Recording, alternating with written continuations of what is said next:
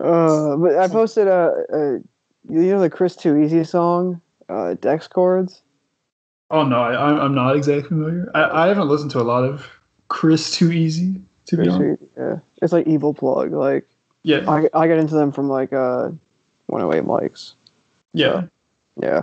But yeah, I posted that song and some mutual like swiped up and was like, I thought this was Fortnite music at first. yeah. No, I don't have enough interactions from people, just random people from my hometown, just being like, "What the fuck is this?" A lot of those interactions. It's like, why did you turn into a weird kid?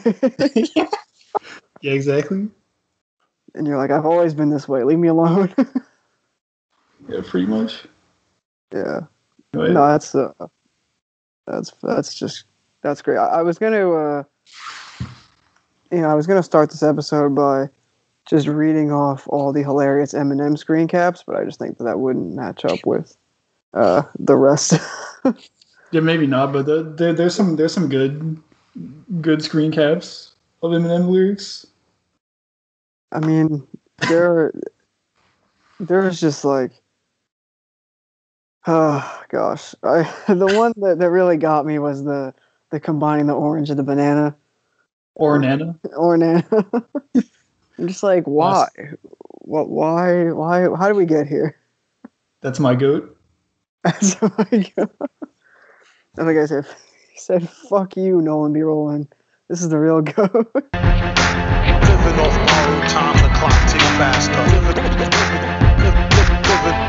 off borrowed time, the clock ticks faster. Living off borrowed time, the clock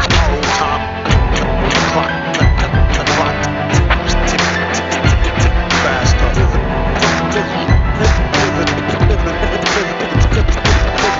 Living off borrowed time,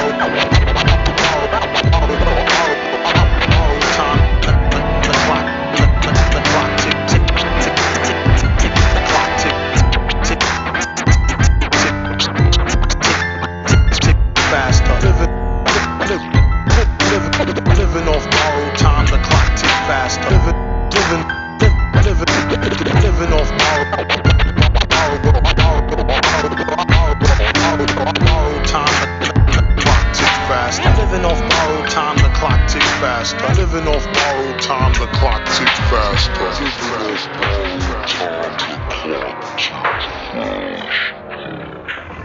Oh my god! But yeah, I guess we'll just hop right in. This is your Living Off Borrowed Time podcast for the week. You might not, if you're listening to this now, we're recording this on December 20th. You might not hear this for about 6 more weeks because of all the episodes that we have to post. We have a serious backlog going on the pod right now. Shout out to our producer Wyatt, aka Kitten Puke. He is drowning in podcast audio, so we're gonna give him a break after the new year and just give him like a month to do his shit. But I'm really happy to have on someone that I follow on the website and out of the website as well. It's Jameson. Great to have you on. Oh, hello. Didn't know if you want me to call you by your government there, but we're just gonna we said it anyway. On RYMer, otherwise known as pswjt on Rate Your Music. And you want to know a fun fact about that? Sure, I would love to know a fun fact. That's actually my last name, but in like a rotation cipher. If you know what that is, it's like you shift every letter down one in the alphabet. Oh shit, it is. I just mentally did that in my head. Yeah, and no. Is that how you came up with your RYM name? That is exactly how I came up with it. Huh. Interesting. But you use that as like your name on some other stuff too, so that's just like a commonality for you. Yeah, no, it's just my online name at this point.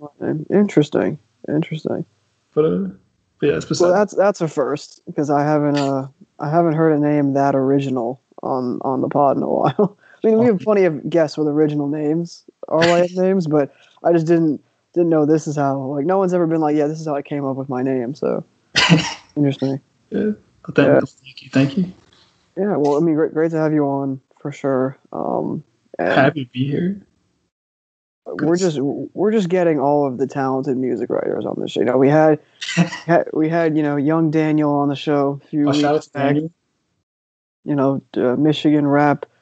I won't say aficionado because he'd hate me if I said that, but definitely a Michigan rap enthusiast, and we had a great time that episode. And he's gonna get some bylines places, and you've got some bylines places. One in particular. Yeah, like that's my only byline actually. It's a Oh really? I just wrote an article about Hex D for PassionOaudio. PassionOaudio, which, as we know, this podcast's favorite blog. We're happy to have a seasoned writer. You've got another piece coming, from what I hear. Yeah. No, I'm about to I'm editing right now a piece about like Jewelxxet and stuff.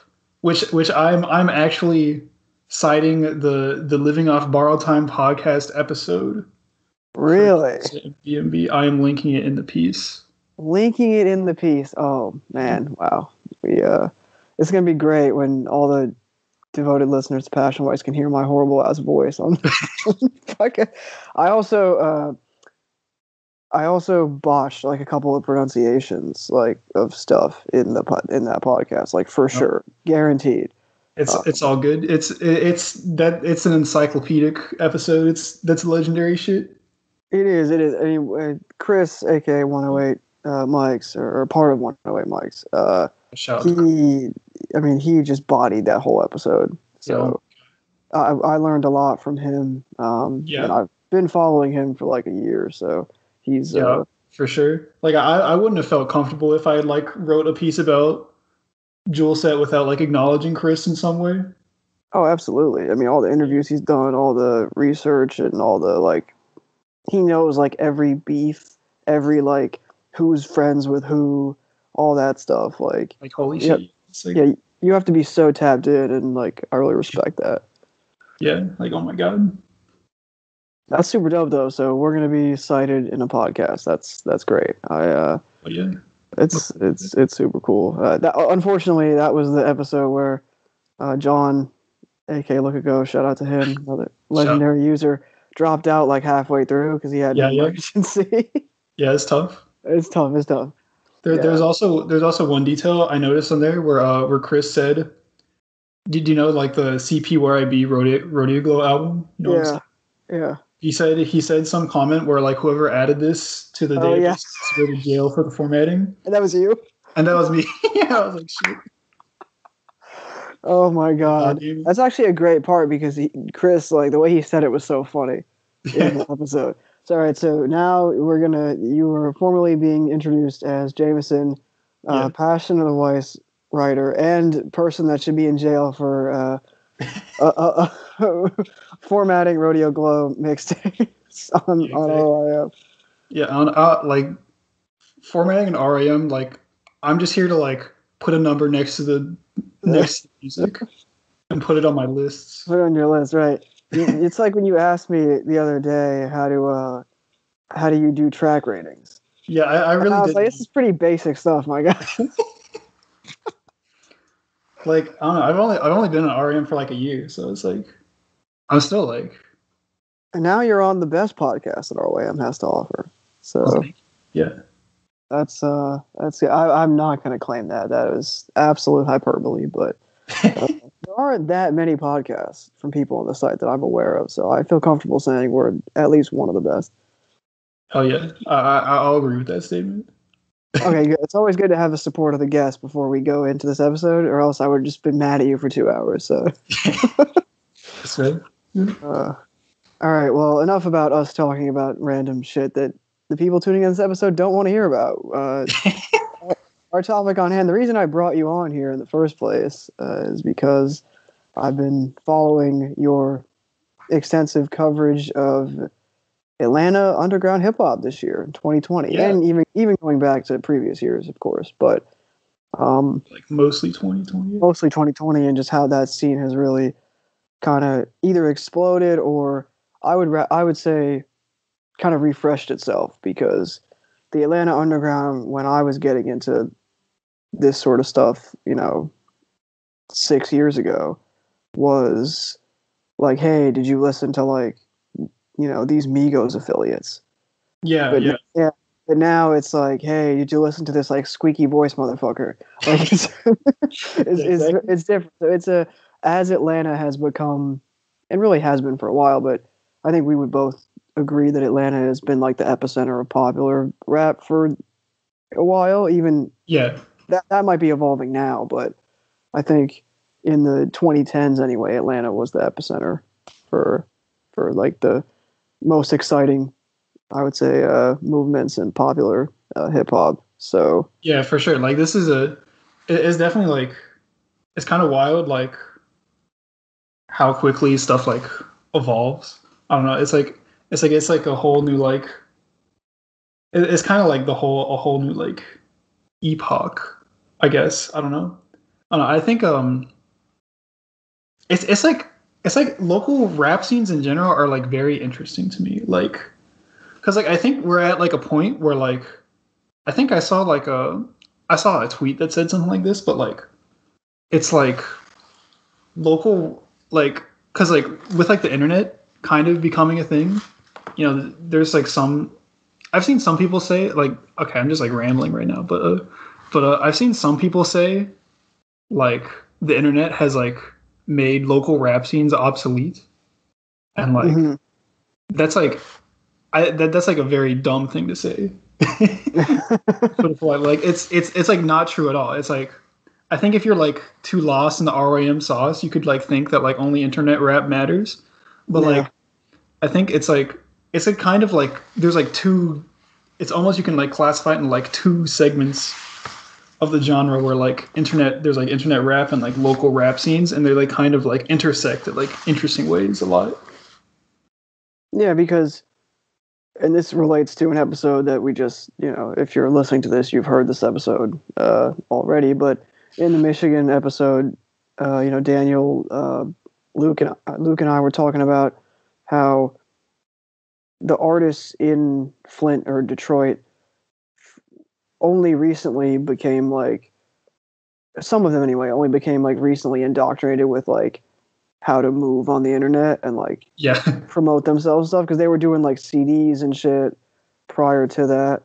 Not all of them, but I forget which artist Daniel referred to specifically, but he had talked about how like, but those scenes are the epitome of like local scenes, but they've transcended, they've been allowed to transcend those boundaries as well because of the internet and how that expands, like you could argue that I know you mentioned just like the blanket term internet rap. I mean, a thing that I think a lot of people label internet rap is like stuff that is, at least nowadays, people would throw like anything and anything under that umbrella.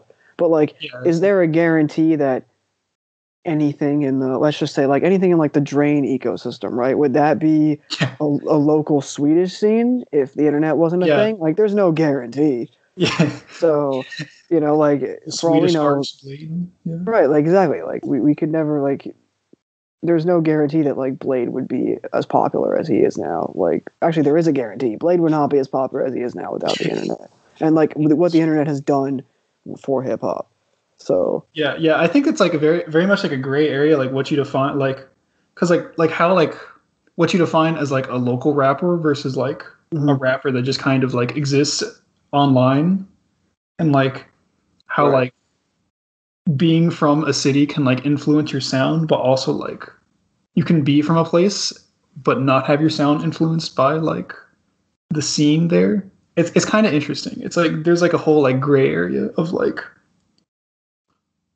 Do you think that gray area is like defined by Lil B?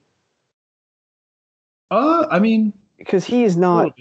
Lil B has, obviously, most people that have heard Lil B's music would tell you that, because he's repped it in his music, but would say he's from the Bay Area. Yeah. But Lil B's music, I would say most of it doesn't sound like Bay Area music. He obviously has projects where he does homages and directly regional music. Like on some of his newer mixtapes. Yeah. Or like Black Ken, something like that.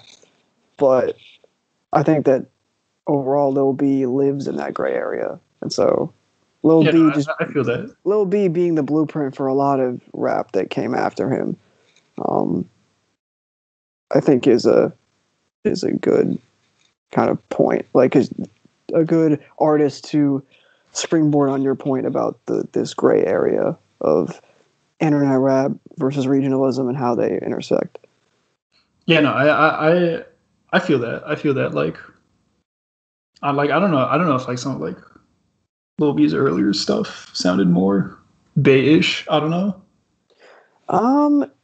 You know, I've listened to a lot of Lil B music. I don't want to sound like an expert on the topic as much as I've listened to him, but the mixtapes that I can point to specifically, there's a few of the earlier ones that have definite Bay Area. They're even like tracks scattered here and there on stuff that sounds like, why am I forgetting some of those mixtapes in 2011 because there were so many of them, but it's like there's one in particular that I'm forgetting. I'm going to have to pull up the old Discog page, but the one that I can think of most prominently is like a Black Ken or some of the new mixtapes where he does like the chopped and screwed stuff too. Even stuff like on some of the pre-Godfather stuff is probably what I would say. Like Bitch Mob, that's the one that I was thinking of. Like Bitch Mob Volume 1 has some, I want to say Silent President has a couple, but that might be, I haven't listened to that tape in a while. So don't take my word for it.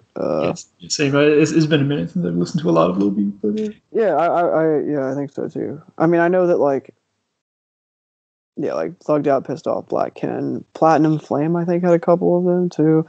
Yeah. I know Options, outside of having the insane is that the one with the covers where he covers all those songs? There's one Lil B mixtape. I think that is Options. Yeah. He covers This Is America on there. Oh shit. He covers Tay-K's The Race, but it's based race. Yeah. It's actually pretty hard. It's a good song. Yeah, there's that tape has some stuff that's like mob Bay Area, like mob music is what it's called. Right? So yeah, like Bay Area stuff is definitely there. There's also like a New Orleans kind of flavor in some of his stuff, but that's getting off topic. Yeah, anyway, you can't really define. You can't really put Lil B in any box. So yeah, no, not really. Like even like Lil B is like internet core rap. Like still has like elements of like regionalism like in his music. Like there's like regional flavors, I guess. Mm-hmm. Even in Lil B's music, which is a interesting point. But anyway, so like let's just talk about the person who really made me like realize there was a whole scene in Atlanta. Can I read the intro? Because I think I know who you're talking about. Oh sure. Your intro in your list, which is a great list by the way. Everybody should read Jameson's list, Slice of Atlanta Underground Hip Hop 2020. But I read your description in a like summer blockbuster like movie promo voice. It's like, did you give For the Trap 5 stars and you need more? Are you ready for a privileged white 20-year-old kid from the suburbs to tell you what's popping in the streets? And I'm like, yes, I do need that. As a 22-year-old white kid, I do need that. Oh, you're welcome. I'm happy to provide. Yes. And for the record, I'm 21 now, but that's 21 now. Sure, I'm 23 now. I forgot my own birthday happened. Oh, shit. Thank you. Yeah. So that is the promo. So I will let you discuss this artist and how they kind of put you down this rabbit hole. Oh yes. So 645 AR, obviously the name that will echo throughout history is the greatest rapper of all time. But but like 645 AR is like, you know what's happening there. It's the squeaks. Squeaks. Yeah, I don't know. I love 645 AR so much. Holy shit, I'm a massive stan. I think you've rated him more than any other person on the site. What? I think you rated all of his projects more than any other person on the site. Like, holy shit. So, okay, so like 645 AR like blew up off of like For the Trap. Yeah. Really, like January. One of my proudest RYM accomplishments is adding that to the database like a few days before it actually blew up. But hell yeah. I'm a music wizard, but I was listening to 645 AR in like 2019 and stuff too. He had the squeaks going on back then, but yeah, because he had was it Bible and AK? That was Bible and a K. That's a banger. Bible and a K. See, I already fucked up the pronunciation of the song. Yeah, well. I think it's supposed to be a pun. I don't know. Yeah, but like yeah, that is a slapper and a half right there. And he had the whole like 645 AR self-titled tape, which I thought was like really great. Yeah, that one grew on me actually. When I first heard it, I had heard it after hearing For the Trap, and I was like, yeah, this is okay, but like, I don't know if it didn't have the same magic for me as For the Trap. Yeah, I listened to it. I listened to it like again a few months ago, and I was like, yeah, this is actually pretty good. So yeah, I liked it a lot. It's just like just squeaky madness throughout. Yeah, absolutely. But like For the Trap is like actually a transcendental song. Like, holy shit.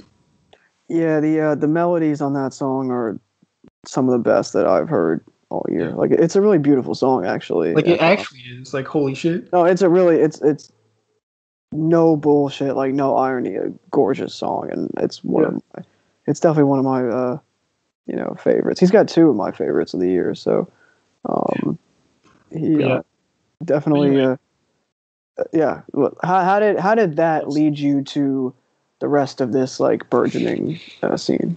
Okay, so like I think I then found like 645 AR has like a whole ass back catalog of music going back to like 2017, and it was like I don't know like exactly how I found those, but like I think it was they're hosted on like a whole like shitload of random SoundCloud accounts instead of like the 645 AR SoundCloud account, which like has barely anything on it right now.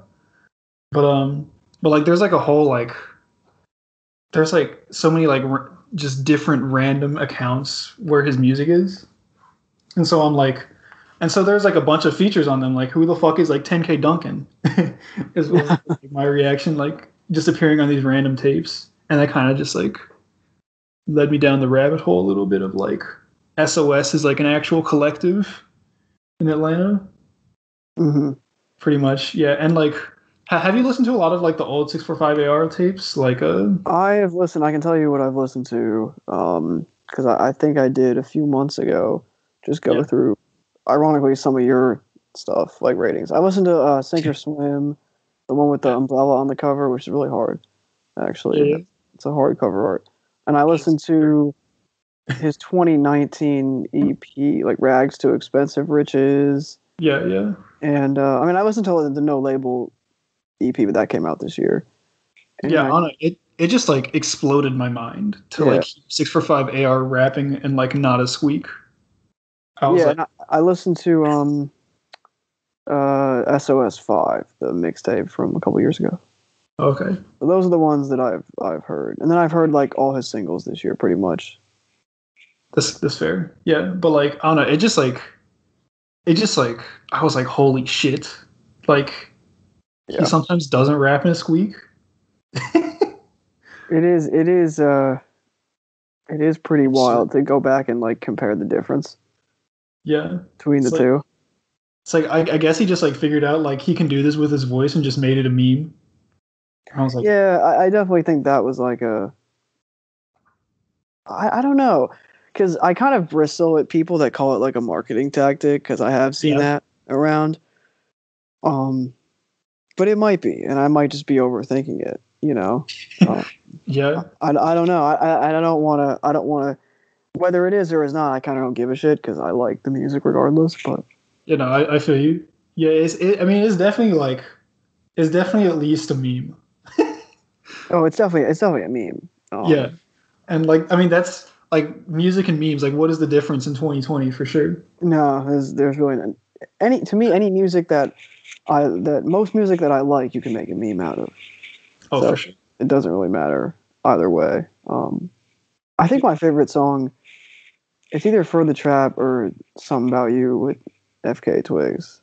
Oh yeah, that was a wild.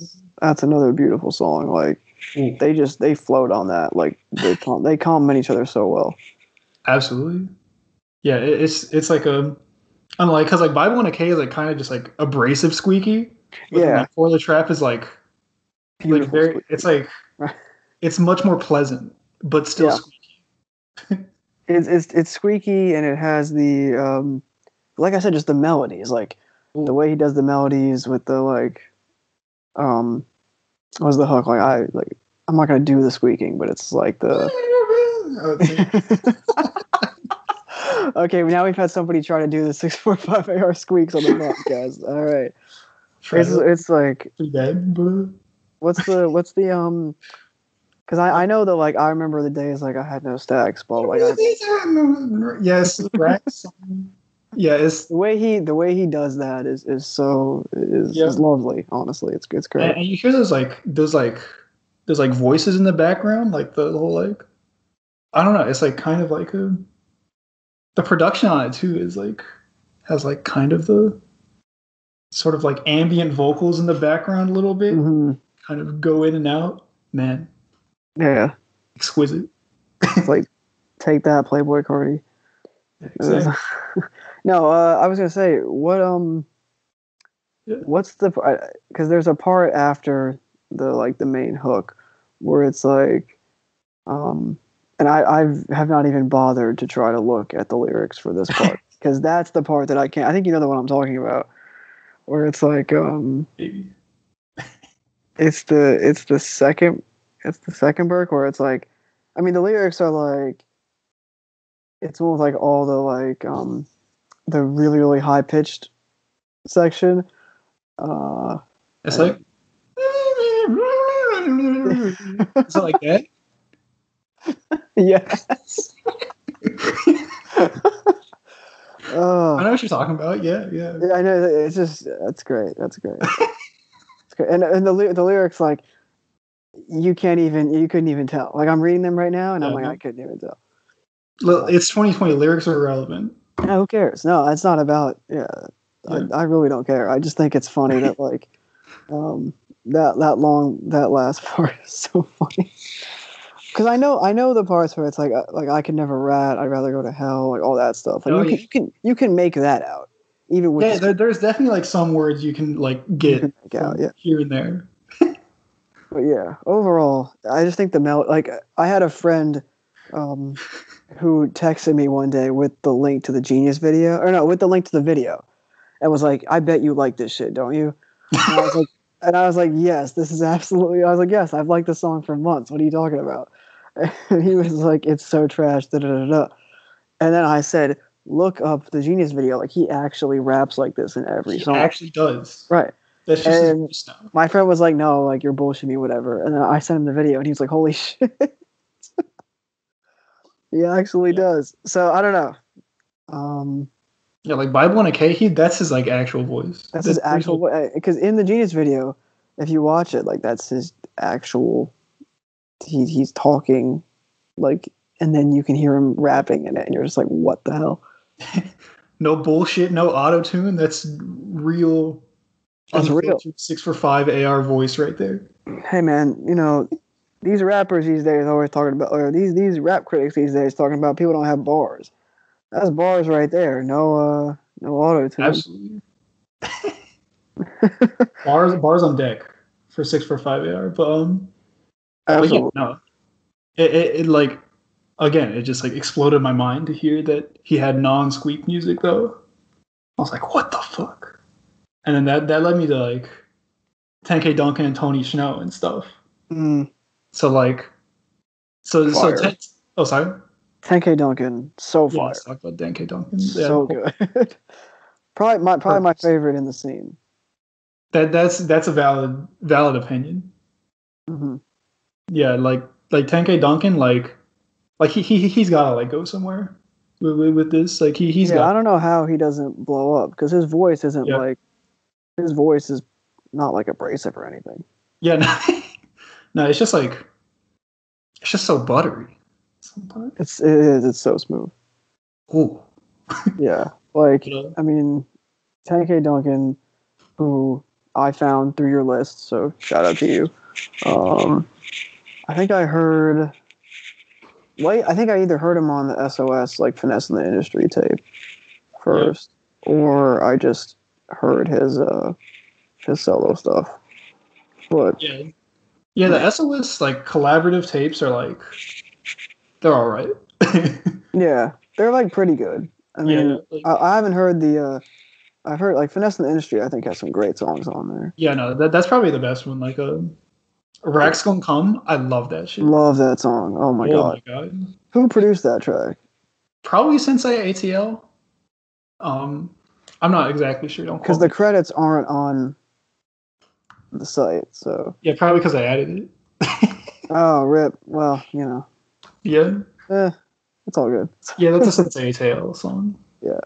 But like Sensei ATL goes ape shit on these beats. Goes absolutely fuck wild. No, he does. The beats are, and how would you describe a lot of the beats? Because whether it's, Sensei ATL or it's are you gonna have to? My bad if I just butchered it. Is it cache or is it cache? How does a cache? Cache. Okay, well, that's what I thought. Like a cache of cash, if you feel a cache of cash, right? Because it's spelled like cachet, but you know. So there's my I'm white moment on the podcast, but it's fine. It happens all the time. I love this music. I just sound like a gigantic fucking nerd when talking about it. It's okay. It's all good. Yeah. So I think I heard a lot of like the SOS like collaborative stuff and 645AR, and then I went to 10K Smook. Yeah, 10K Smook. That shit is goated. Yeah, that might be in my top 10 this year. Like it could very well be. Like, ooh, dude, it's so good. It's really good. Yeah, it's so good. Like just the run of songs. Like there's not a miss. There's not anywhere close to a miss on the whole tape. Yeah. Oh my god. Yeah, I was like, yeah, I found that like just like it was just like sitting on like Spotify, and I was like, what's it doing here? It's just sitting there. I don't know if that made sense. But did you find it in like a recommended for you kind of thing, or? No, I was just like looking at like 10K Duncan's like artist page, and I just realized there's a tape that wasn't on RYM, I think. But yeah, no, it was like, yeah, no, that tape is extremely good. Yeah, but yeah, it's actually insane how good it is. Like the like right or wrong, like the run of like right or wrong to like early. Ooh. Is one of my favorite runs of the year. Like those like 6-7 tracks. So like all the beats are so beautiful on that. And like for sure. Like I don't know, my favorite on it is probably like All I Know. All I Know is beautiful too. That's a good one. Yeah. And your run ends right at All I Know. Yeah, that's true. The run will end at All I Know. Yeah, we need one more track. That's fair. Yeah, no, but like I personally love All I Know. That's probably my favorite one on there. Yeah, they have really. I mean, the chemistry is like, it's there. It's seamless, and there's like enough. Their voices are not drastically different, which is nice. Yeah.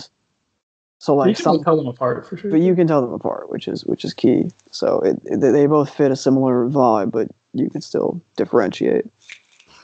Yeah, for sure. Yeah.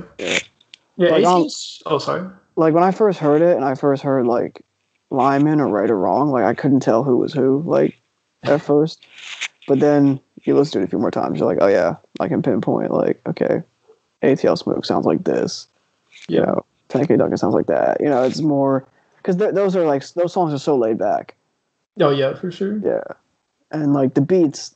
Anytime you hear like I really like to use cash like that tag, you know it's gonna be insane. That's a banger incoming. Like you know it's just gonna be good. You can just sit back. You don't have to worry about it.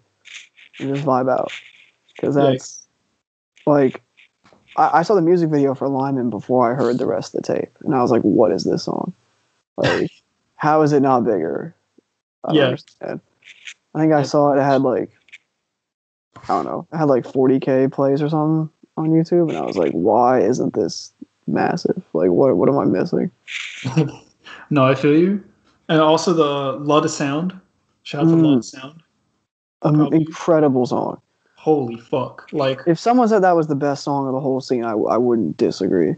Yeah, no, that seems that's like that's a classic right there. Yeah. Dare I say it? But like, it's so good. Yeah, like probably that's got to be like 10K Duncan's like best song. The way it just comes in. Like, the way it just comes in, it's hard to even describe unless you've heard it, you know. But like just the way it comes in is so like heavenly, and they just like just send you to outer space. Like, it's really just like I'm going to the moon, like listening to this shit. Like it's so good, and yeah, holy fuck. Yeah. Yeah, I should have added CashCache to that list, but yeah, like CashCache is like tape is as well was also. Oh my gosh, the one that came out recently, right? Yeah, the recent one. Yeah, so good. That was a great tape as well. Like goddamn. Yeah, as soon from the first track I heard it, like it was that same thing where you hear the first track and I was like, oh, like I'm good. Like I know this is going to be a good use of my time. Yeah, exactly. It's one of those things where it's like you know the project's going to be fire from the first track. Yeah, I also think like SOS and like the whole like I feel like CashCache is kind of like it's part of like a plug beat renaissance kind of happening a little bit. I don't even know if renaissance is the right word for it, but just kind of it's kind of like the whole like plug beat sound. Yeah. Like that's still kind of ongoing, not just like limited to like Atlanta. Mm-hmm. Like it kind of like intersects with like Boof Pack Mookie is yeah things like that. Like, yeah, I think that's definitely a good like intersection there. I also think I know like some artists like I'm trying to think of what else, like what other artists like kind of ran it. I mean, people that were on that wave in like 2017-18 have kind of gone back to it. Like there was that most recent Autumn EP. Who like, you know, anytime I can rep for Autumn on the podcast, I'm gonna do that. So but yeah, Autumn's fucking fire. Like definitely one of my most listened to artists this year. But he kind of had like a few songs on that was like 20, like I think he even said it on one of the songs, like this is that like 2018 shit. So they're on it, like, and I know that people like that whole group, like that whole wave on SoundCloud kind of, if you go back and listen to early stuff, was kind of on that like plug wave. Oh yeah, for sure. Like Summers and fucking Can, like all that stuff. Yeah, it's definitely like, it definitely intersects with like SOS and like for sure the rest of like plug SoundCloud, if you will, kind of. Yeah. Because there's even I think there's even like a YouTube channel that is like, that has like all the plug stuff. Oh, wait, I'm not familiar. What is it? I think there's just like a Plug Beats YouTube channel. I'm not sure. Actually, there's definitely. Hold on, I'm gonna find it now. I think it's like a YouTube channel. Well, I just looked it up, and the top one is making a plug and B banger for Autumn in 2 minutes. So that's a tutorial. That's oh shit! How to make an Autumn beat. How to make a Summers beat. Okay, we're not. How to make a MexikoDro beat. All right, so we haven't found the YouTube channel yet. I'll find it. Yeah, it's all good. But like, a shout out to the MexikoDro album that came out this year. I don't know if you're aware of that. Bro, I have not heard it. It was pretty good. It was like yeah, because he was actually like rapping on it too. Well, there was a single that had 645 AR on it, right? Was there? There might have been. There was a was it called Wish? Yeah, it was called Wish, and it had. Yeah, I don't know if that was. Oh, it wasn't on the album. I'm looking at. It wasn't on that album. Right, I think that's just like a 645 AR single, but like that song is pretty good. Yeah, I like that song. Yeah, but I have to listen to. I have to listen to that for sure. Yeah, it was like, cause like I don't know if he's like rapped on stuff before, but he did on this, and it was like he's like a very deep voice. It was like this is interesting, but yeah, no, that was pretty good. Yeah, like I just heard like the Booth Pack Mookie album this year. Like I just heard it like in preparation for this episode, and it's so fun. Yeah. It's so good.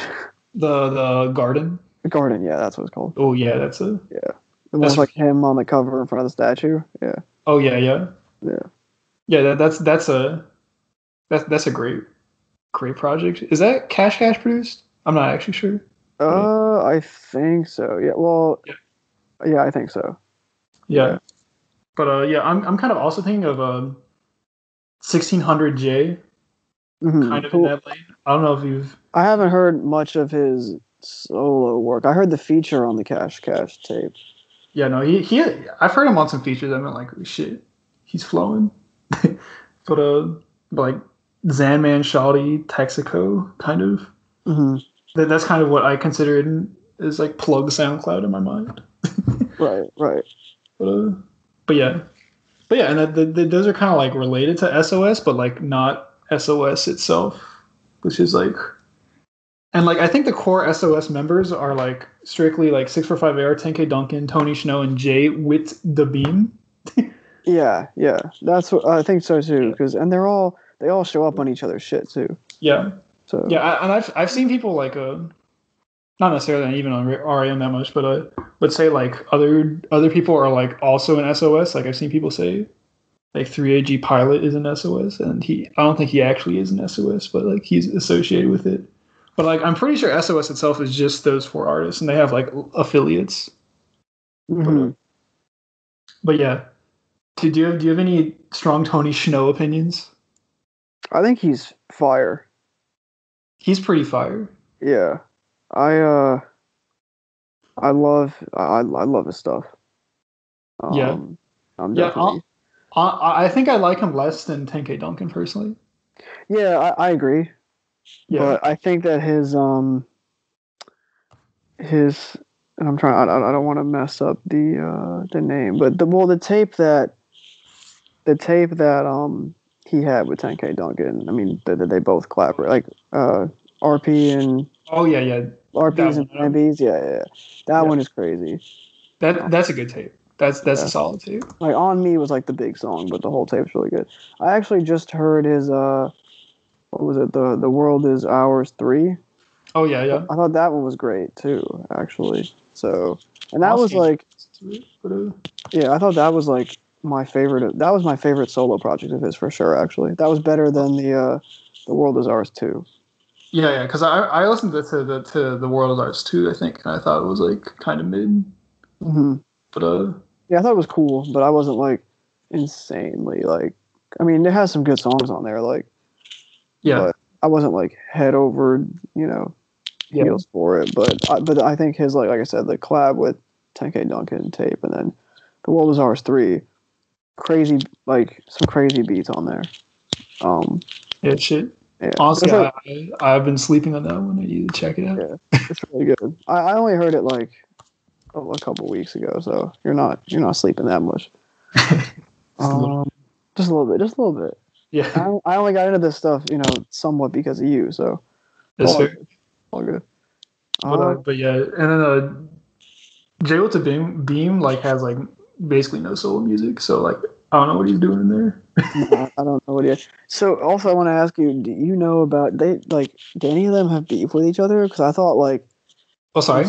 Do any of them have like beef? Because I saw because I know 645 AR did like a No Jumper interview or whatever, and there was like 10K Duncan left a comment or something about I don't know. People took it as like, oh, he did it like without you guys, but I don't know. I think 10K Duncan was just coming at Adam 22 because like he didn't want to interview the rest of SOS or something. I don't know, but yeah, I don't know if there's any like significant beef, to be honest. I don't think so, and I'm probably just overreaching based on like a comment, an internet comment. But I mean, 645AR is definitely like bigger than the rest of them, but sure. He's not like that much bigger, I guess, at this point. Cause like I have like no sense of like who is actually like a big artist now. Really? Or like, well, like that might be an exaggeration, but like it's like I feel like untethered to reality when it comes to like who is like big a little bit. But interesting. That I don't know that. Just anyway, but like 645AR is definitely like bigger, but like I'm not like I don't know what am I trying to say now? I don't know. He's bigger, but he's not like a superstar yet. Yeah, like I don't think like 645AR hasn't like he's like pretty much blown up, but I don't feel like he's like fully blown up, I guess. Mm-hmm. If that makes sense. Like he could go to another level, is what you're saying. Yeah, I think so. I think he's like, I'm just waiting for him to like drop like a real tape, because he basically hasn't for since like For the Trap, and like he got like actually like he became 645AR. Yeah. No, that's fair. That's fair. But, yeah, I mean, I don't know. I think with 645AR, like he has the potential to be like a really, really great artist. Like, yeah, no, I definitely think like he has like actual talent and like can make for sure, yeah, an actually great project and not just be a meme. A meme, yeah. Once again, and not just be a meme. Yeah. Which is definitely like unfortunate that like that's kind of what like. I mean, when you make a song like For the Trap and you have the squeaks, like it makes sense. Yeah, it's like we said, like is it, I don't want to just sit here and be like, oh, it's marketing, but it might be. I feel that it's like we're in like a meme singularity a little bit. A meme singularity. Oh my god. You feel that? I'm feeling the memes right now. I'm feeling the memes. Like I feel like there's like no effective difference between memes and music at this point. No, it's kind of like a hybrid of one. Yeah, exactly. And that kind of goes into your point about like internet, like how the internet and hip hop have coexisted and over time. Yeah. But like I still think like SOS is like it's like clearly like it ties into like internet music, I guess, but like it's still like they still like rep Atlanta and like I don't tied to the city. Right. Yeah, I wouldn't classify it as like it's not stuff that's like insular and like doesn't have like it sounds like Atlanta because the music coming from SOS and other stuff from the city right now has a somewhat like cohesive sound and aesthetic to it. No, and that's kind of like a hard thing to pin down exactly, but like it's definitely like all from Atlanta, which is kind of like an interesting thing. Mm-hmm. That like a sense of regionalism can be as strong as it is, and like also have like elements of like non-regional internet rap associated with it. No, I agree. 100%. That's a good way of putting it, actually. Yeah, I don't know, that the whole concept is just kind of fascinating. But yeah, for sure. Yeah. For sure. Oh, sorry. I keep cutting you off. My bad. Oh, you. That's great. I was just gonna keep going through like artists. Yeah, I mean, in terms of when you think of the scene, like just some of the artists that really stick out to you. I mean, the SOS is probably the first but there's a ton of other artists doing great stuff. ATL Smook for sure. Mm-hmm, for sure. I don't think he's in SOS, but he's like he's definitely like very interesting in my opinion. Because like 10K Duncan is or 10K Smook is like a collaborative tape with 10K Duncan and ATL Smook, which is obviously like, very good. Right. But like ATL Smook's like solo stuff is like it's just like a little weird enough to be like interesting, you know, if that makes sense. Yeah, he had a Uno the Activist feature on his latest album, and it kind of made sense. Like he does kind of remind me a little bit of Uno. Yeah, no, I get that comparison, but yeah, the Rude Religions, those are all like pretty good, and yeah, he actually like I actually recently like was just looking at his discography, and like he actually has like tapes from like 2014 on like Bandcamp, which are like pretty bad, but I was like, this is very interesting. I like it always fucks me up when I like realize like when an artist started making music. I was like, you're making music back then? What the fuck? Yeah. But like he has pretty bad tracks from then. But yeah, like Rude Boy Rock Out. I like Rude Boy Rock Out a lot. But there's yeah. I don't know. He has like what's my favorite? Like he has a few tracks. Like have you heard Dior Frames by ATL Smook? Oh, that's off of. I think that's Rude Religion too. Yeah, I have heard that one. Yeah. Yeah, that's a freaking banger, dude. Like that's a great song. Yeah, like all the ATL Smook songs with like a guitar beat. Oh yeah, well that's another commonality. Is like the stuff that's come from Atlanta in recent years. Artists like, you know, the biggest artists like Lil Baby, Gunna. Even people like Money Man, like your rap. It's basically like how many good songs can we make that sound like sold out dates? Yo. Right. Oh my god.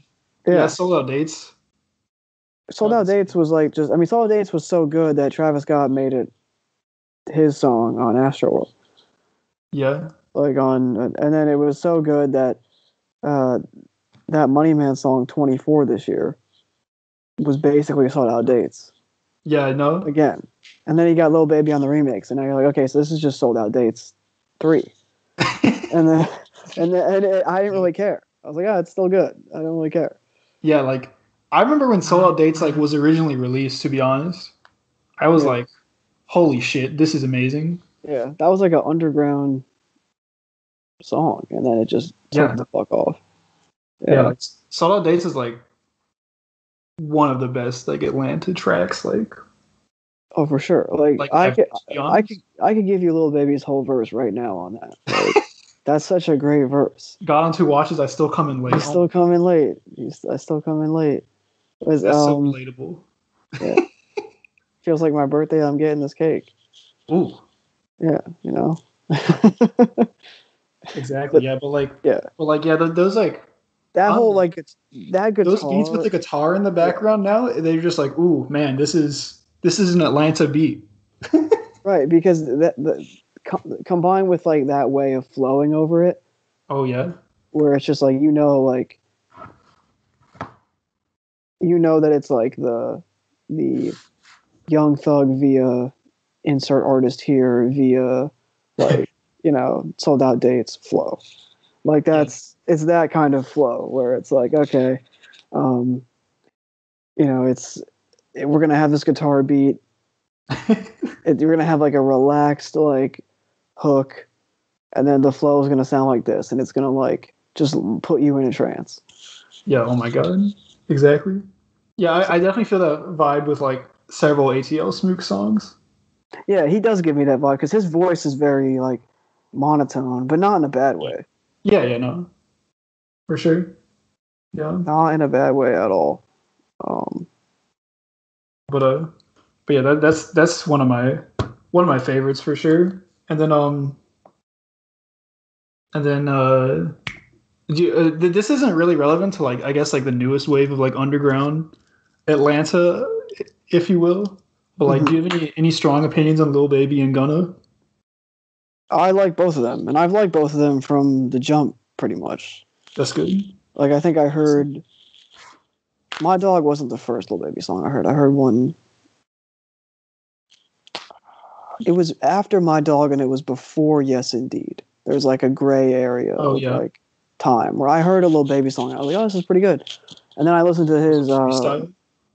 It might have been. And then I heard the mixtape, and my shit was obviously the one with Uzi on it. Oh yeah, that was Fit In. Ever, I think it was. Yeah, Harder Than Ever. That's a really good mixtape. Yeah. What was the Fit In? The solo. That's like a solo track. I don't know if you know that song. That's off that mixtape. Wait, which song? Fit In. I don't remember it offhand. I know. It's it's absolutely fire. Like, it's so good. That's one of my favorite. That's one of my favorite songs from him still. But it has like this like super like it's it's like Earl on the beat. Oh yeah. Producer, so it's pretty. It's good. Yeah, it's very like nocturnal sounding beat. He just kind of like goes in. It's very relaxed. So yeah, Lil Baby, I always really liked. Gunna, I love Drip Season 3. Oh, that's a near classic, to be honest. That's a great tape. Like Top Off. Oh man, Top Off, one of my favorites. Probably my favorite Gunna song. What's the one with the Nav feature? Oh, Carsick. Oh yeah, that's right. Nav the feature assassin. Nav did go in on that.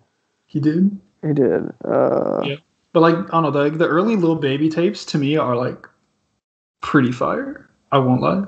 Yeah, like harder, and I really like. I like My Turn a lot this year. Like the album. Like I thought he just did his thing. Like I'm kind of like surprised by how. I mean, only a little bit, but just he's been the most popular artist in rap this year. Like he's fucking dominated the charts. Unreal.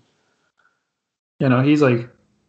I feel like I watched like Lil Baby like actually blow up. Yeah. To an extent, like he was like kind of like blown up like when I first heard him, but like no, that was like before Yes Indeed when I like got super into him. Since then, he's been on like I mean the stock has just been rising so much. Yeah. Like he's Lil Baby stocks going up. Lil Baby Stoinks. Exactly. Lil Baby Stoinks going up. Yeah. But yeah, I just think like I always thought he was just like a good rapper. I mean, I didn't have that many takes besides like, yeah, Lil Baby's a good rapper. Like he makes good songs. Like he's a good rapper. He's a good artist. Yeah, and Freestyle like, is also like an incredible song. Yeah, that song rules. Oh my god.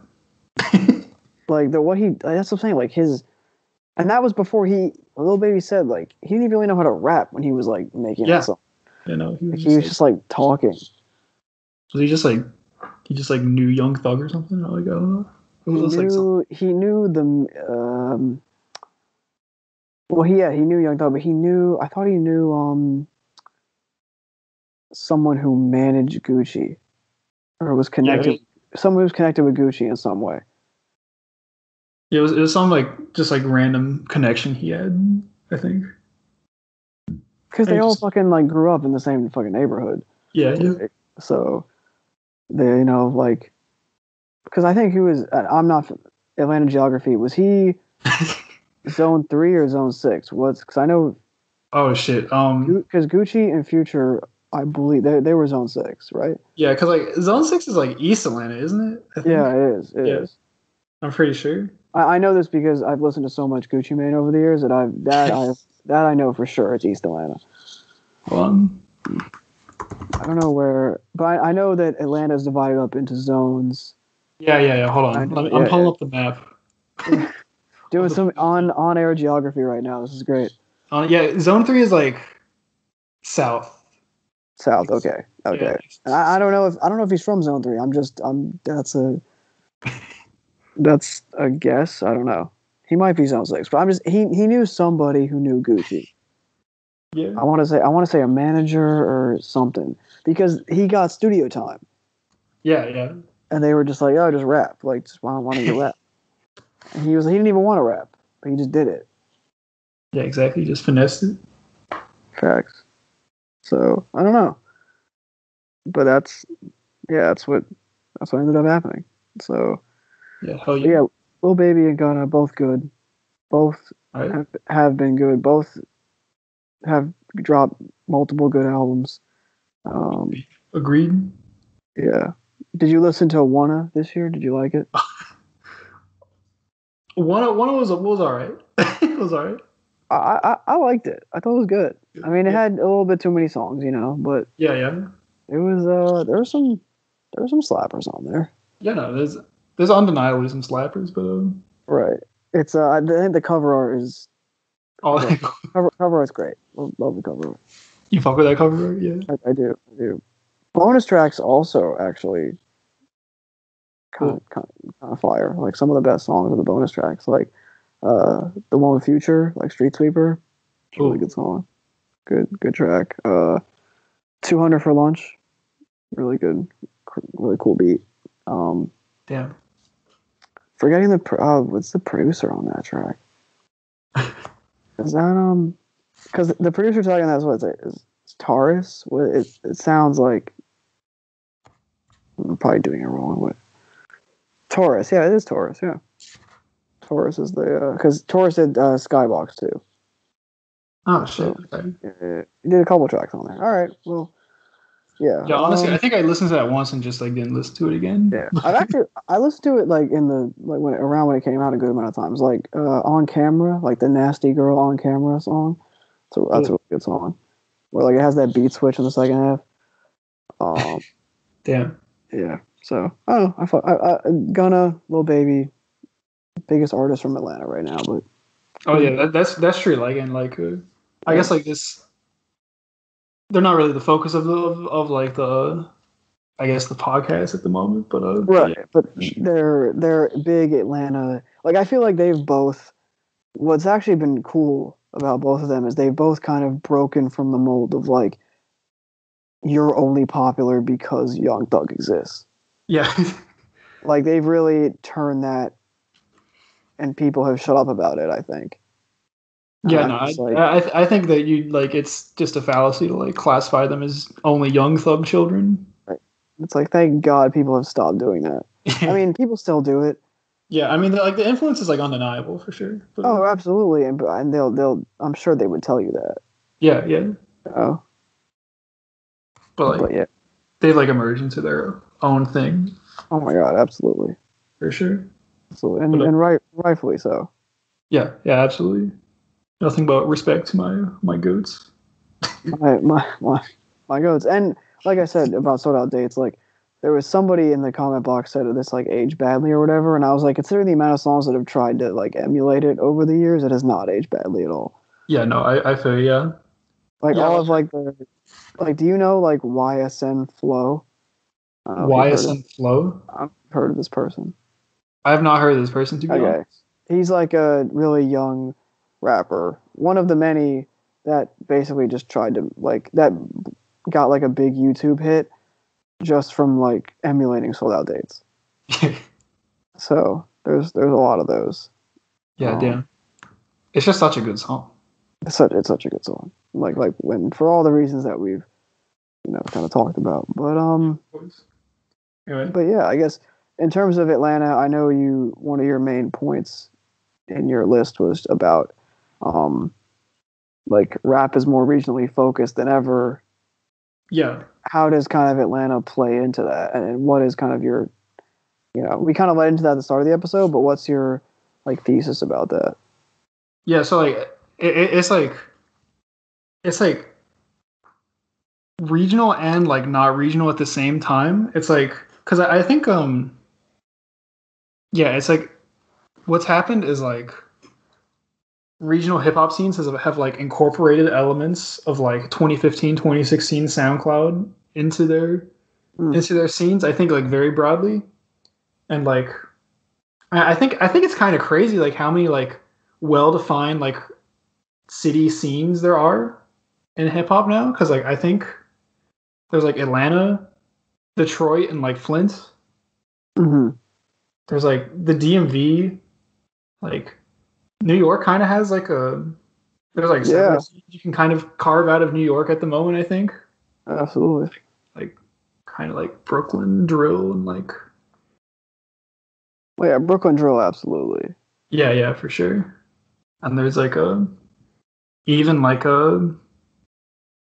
guess like the mic kind of. Yeah, right. All the people that want to be Earl Sweatshirt, right? That's the RYM. That's the RYM take, right? That's the RYM take. I don't know. Everybody wants to be Earl Sweatshirt. Yeah. More or less. That's a little reductive, I think, but yeah, absolutely. I'm not co-signing that trash at all. I'm just it's just a long-standing podcast joke. Yeah. But like, and then there's like, it's like DMV, then like LA, the Bay. I don't know. It's like very fascinating that there's like. I mean, you could maybe even like Texas. Yeah, like I would argue like Texas has some scenes that are like well defined. Yeah, like whatever, like scenes that like Maxo Cream, operates. Yeah, sure. So I'm not like hugely well versed in like a lot of Texas rap, but I only know like the big names in Houston and stuff, and I know like Quinn NFN, right? That's the yeah, he's from Austin. Yeah, that's right. He's good. He's got some traction here. I think I don't know if he's like blown up, but he's got some songs that have done really well. Like Talking My Shit's a really good song. Yeah. So respect it. But yeah, and it's like Chicago obviously is of course. Yeah, but it's like so fascinating. It's like regional dialects of like hip hop.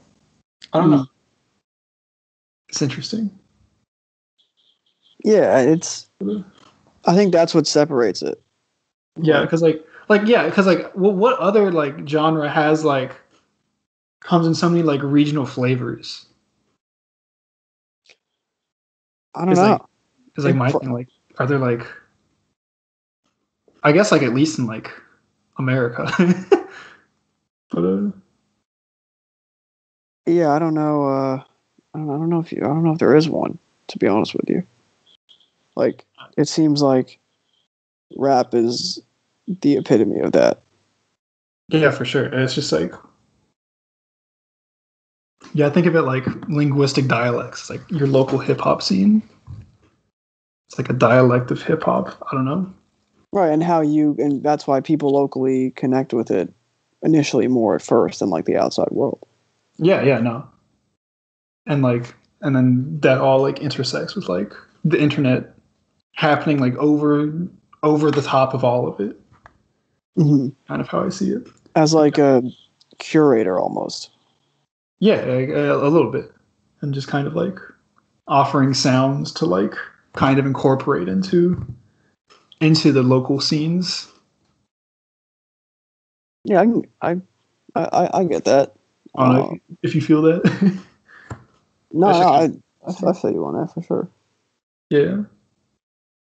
But yeah, there's yeah, I also want to talk about like kind of like the Clayton County scene, like Rich Slime Gang. Yeah, for sure. As well, that's one that I also got into. Yeah, that's I think like the big like nodes of like interesting collectives are like SOS and as well as like Rich Slime Gang, which is like and that's like Slimesito basically. Mm-hmm. And the people surrounding him. Like, have you listened to a lot of Slimesito? I've heard the Scarface tape. That's a good one. That's a good tape. It's a good tape. I heard Cutthroat. Yeah. And I think I heard the one from last year, Cold Blooded, right? Yeah, Cold Blooded. I think so. Yeah. Also, Slimesito recently got out of prison. I don't know if you knew that. Did not. So it was like a week ago at this point. Oh damn! Oh, shouts to him. Yeah, shout out to Slimesito. He's been in like prison a lot. He has like a First Day Out Part 4 on his SoundCloud. but yeah. Part 4. Yeah, Part 4. Jeez. He's been it. He's a, fuck the police and facts. And carceral system in America. But beside the point, Slimesito though is a great shit. Goddamn, it's like I feel like his he's like kind of monotone, but like again like not really in a bad way. It's like he's like, I feel like it's like he's seen too much shit to like be bothered to like enunciate or like to really emote. It's like kind of like 21 Savage-ish, I would say. Right. You feel that? I don't know if you get that vibe, but I sometimes do. No, I get it too. I mean, there's like I think the beats are a little more minimal, at least from what I've heard. I don't want to speak for his whole discography. But yes, like those eerie piano loops and like, yeah, it just sounds like music you listen to on Halloween. Yeah, no, it's like a little scary for sure. It's a little spooky. a little spooky. Little spooky. I've heard like this whole like scene around like Slimesito described as like Atlanta drill, which like I think is like a pretty kind of good description for like what the scene is around Slimesito. So I actually have a pop quiz, or like I have a question to ask you. Yeah, go for it. So do you know the artist who starts with the letters Fluhk? Yes, I do. Yes. How would you pronounce that? All right, can I look at the name before I do it? Because I don't want to. Look at the name. This is tough for me. This is tough. I know exactly who you're talking about because I've heard a tape from him. Fluhkunxhkos. This is this is a tough one. I just want to see how you would pronounce it. I'm curious. You're making me look bad on my own show. All right. I'm kind of putting you on the spot, but like. All right, let's see here. All right, we've got the name up. We've got the name up. I'm going to phonetically do it. Let's see.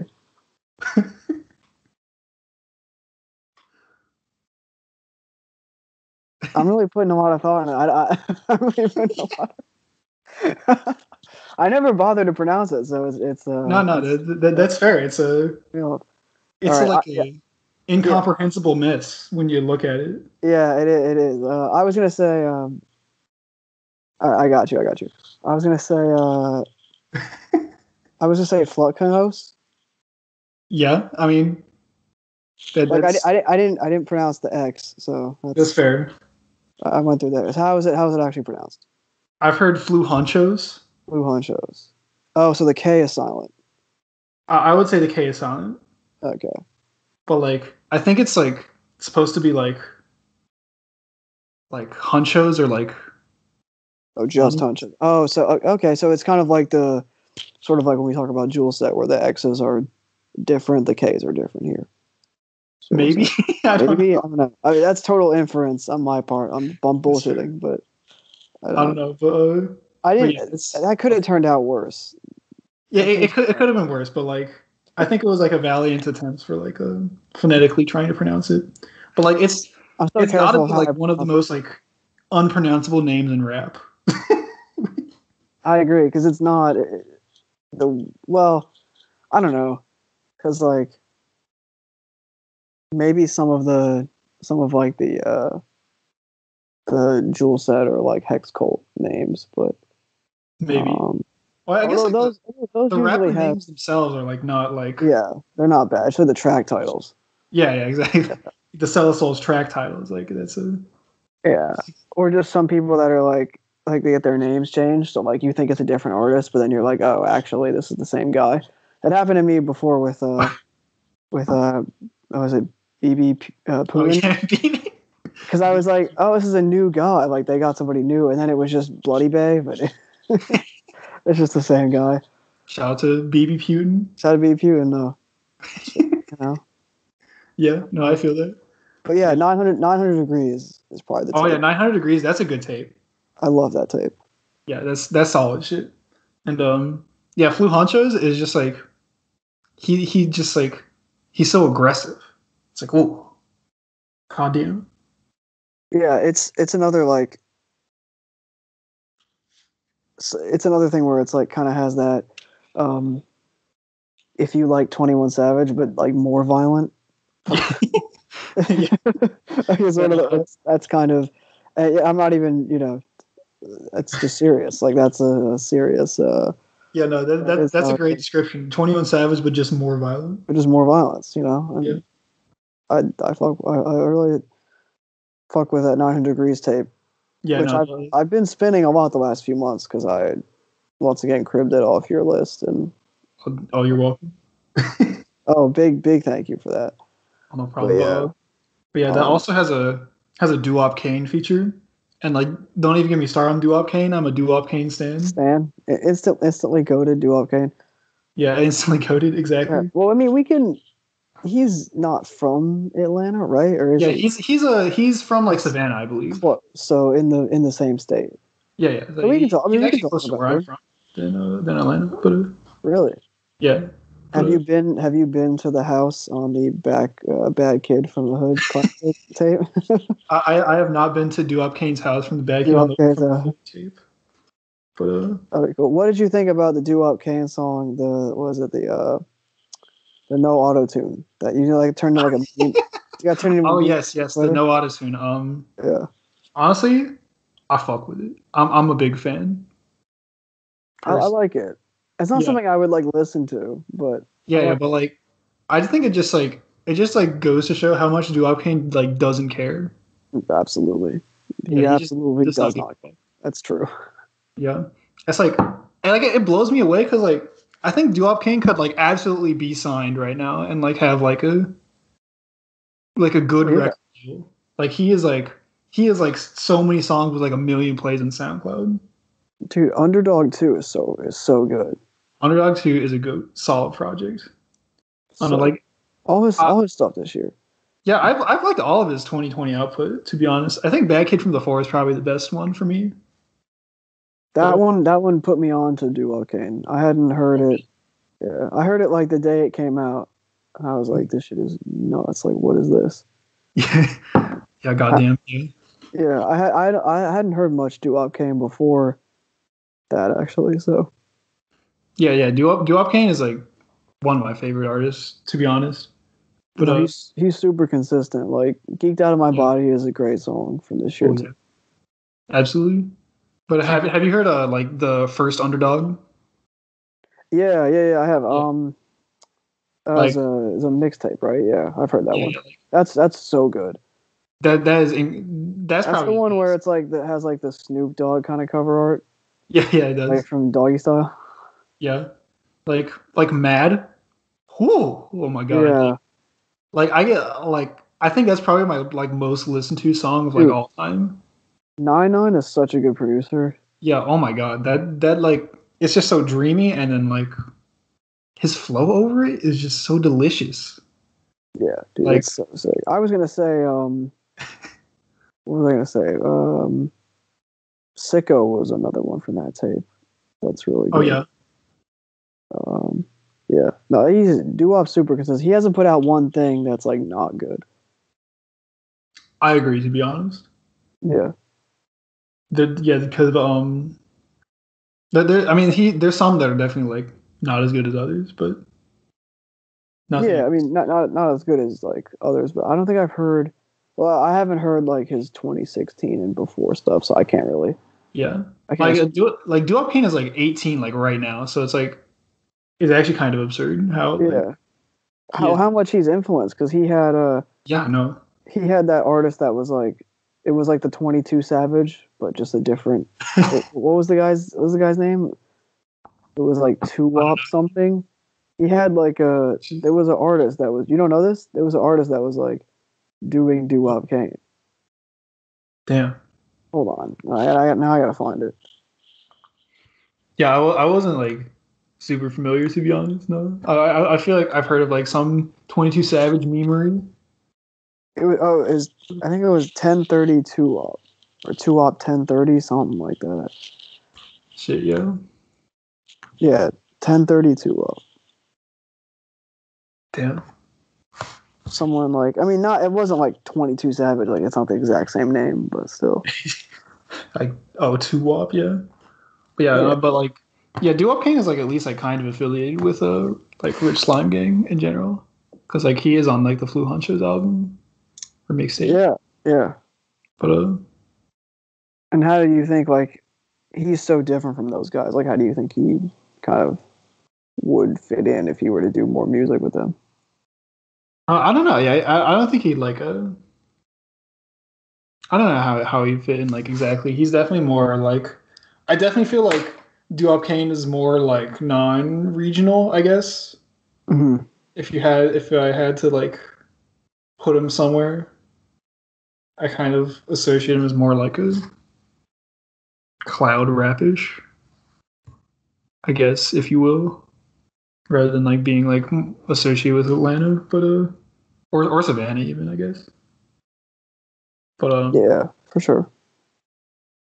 I don't know, but Duwap Kaine, is there what else about Duwap Kaine? I mean, how influential do you think he's been in the underground? Like, I think a good amount. Oh, like I feel like definitely like a pretty good amount already. Like, I think a lot of people like BKtherula, like. Oh yeah. I think she's like definitely inspired by him and that kind of that sound. From Atlanta as well. I think so. That's a good point. No. We didn't bring her up. She's had a big come up. Yeah, no, for sure. She I mean, Tweaking Together, obviously, fucking amazing song. Yeah, like the whole yeah, I'm not like a huge fan of her, but like I definitely like respect. Yeah, I think Love Santana was a good mixtape. Her most recent one was like okay. Like it has there's a song in there called Okay Okay, which is my favorite song on there. That's a really good track. Cool. Summer's a good track. Yeah. But as for the mixtape, it was like alright. But yeah, that Love Santana tape was good. Yeah, I think also like the whole like she's part of like a wave of like female rappers too who have like come up a lot this year. Isn't it reminds me of hold on. I was gonna say because I thought that Flo Milli was from. No, she's from California. Oh no, she's from Alabama. My bad. That's not Georgia. Yeah. I don't know why I thought she was from Georgia. She just was like. That was my assumption, but. Yeah, I don't really know where like BKtherula fits into like I guess Atlanta context. Scenes. Yeah. Yeah, but I think she's from there at least. But and then what else am I gonna say? The BKtherula tape, that's good stuff. Yeah, there's also like besides Slimesito and Fluhkunxhkos, like there's like BZB, Big Smoke Chapo, Black Guala, I believe, is all of Rich SlimeGang. And right. Yeah, there's not like, and I think the last three are like, I haven't really heard a lot of solid solo stuff from them. I think that's I think Big Smoke Chapo had an album that I thought was pretty mediocre, but it did have a Lil Yachty feature. Lil Yachty, who manages to be on just like every scene ahead of the wave. Yeah, he does. Yeah, he has a really good ear for like what's hot. Oh no, for sure. Like, I respect Lil Yachty. Yeah, I really do. Like, I mean, he's a good artist. Like, he just has a really great ear. No, for sure. But yeah, fuck with that. Fuck with Lil Yachty. Absolutely. Shout out to him. But yeah, there's a lot. I don't know. I haven't done like a very deep like everything they've ever put out listen to, but I don't know. Like the rest, like Fluhkunxhkos and Slimesito are definitely like the two to. Yeah, they seem to be the two that have like the most like traction. Yeah, those are like the essential ones from like that part of the scene. Mm-hmm. Yeah, like the most eyes are definitely on them. Yeah. If you need to pay attention to someone, it's probably them. Yeah, absolutely. But yeah, oh, sorry. No, I was just like they're super dope. Like, yeah, for sure. They're really good, and I'm glad that I got into them. Slimesito's Scarface-Cito mixtape, like, yeah, that's that has some like pretty like serious traction. Mm-hmm. Well, I think it's just like, I mean, the cover art's pretty eye-catching. Yeah. Then the music is like pretty accessible, I think. Yeah. Yeah, no, like Slimesito is like, it's not like he's making a new genre with his with his music, but no, it's definitely like, it's just bangers.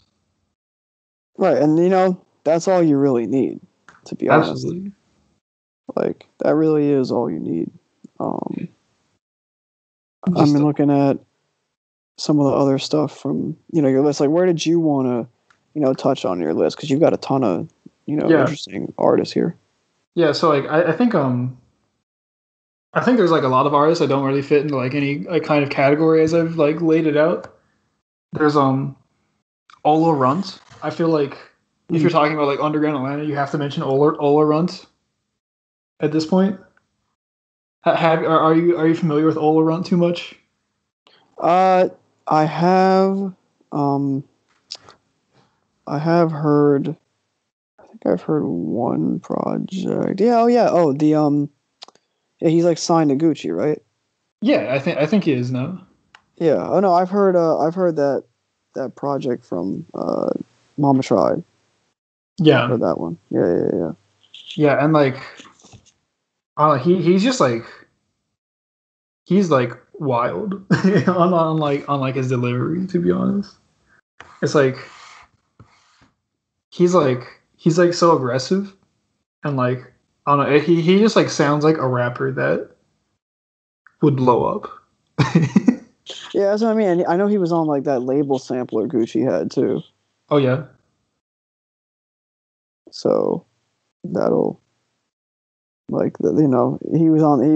I don't know if he's like as big as like Pooh Shiesty or whatever, but yeah, they're in like that similar bucket, I think. Yeah, no, I feel that. Yeah, I feel like Olarunt is somebody who's like, I've seen people like saying like he will blow up at some point, like on Twitter and stuff. but I respect Olarunt. I'm not like a massive fan of his music, but like I feel like that's definitely a name to pay attention to. And do you are you familiar with Popstar Benny by any chance? Oh yeah. I follow him on Twitter. He's very funny on Twitter. Yeah, I've heard the name, but I haven't, like, I'm not super familiar. That's fair. Yeah, like a lot of artists here I found just by like looking at his likes on SoundCloud, which is how you find all good music now. True. It's just digging on SoundCloud. Yeah, exactly. Stalking SoundCloud likes. But yeah, have you listened to any Bear One Boss? It's a good question. By any chance? I don't know. I don't think so. I'm looking right now. That's fair. But yeah, Bear One Boss, like he's like not even like popular, like, but like I don't know. It was an artist that like he had in his SoundCloud likes, and it's like, man, it's just good for no reason. Like, it's just like, what the fuck is he doing? Making music this good? Oh yeah. I have not heard this, but I've seen the cover art. I know what you're talking about. Yeah. Have you seen the Zone 6 vibes, but like the O is a 6? Yeah. Z6NE vibes.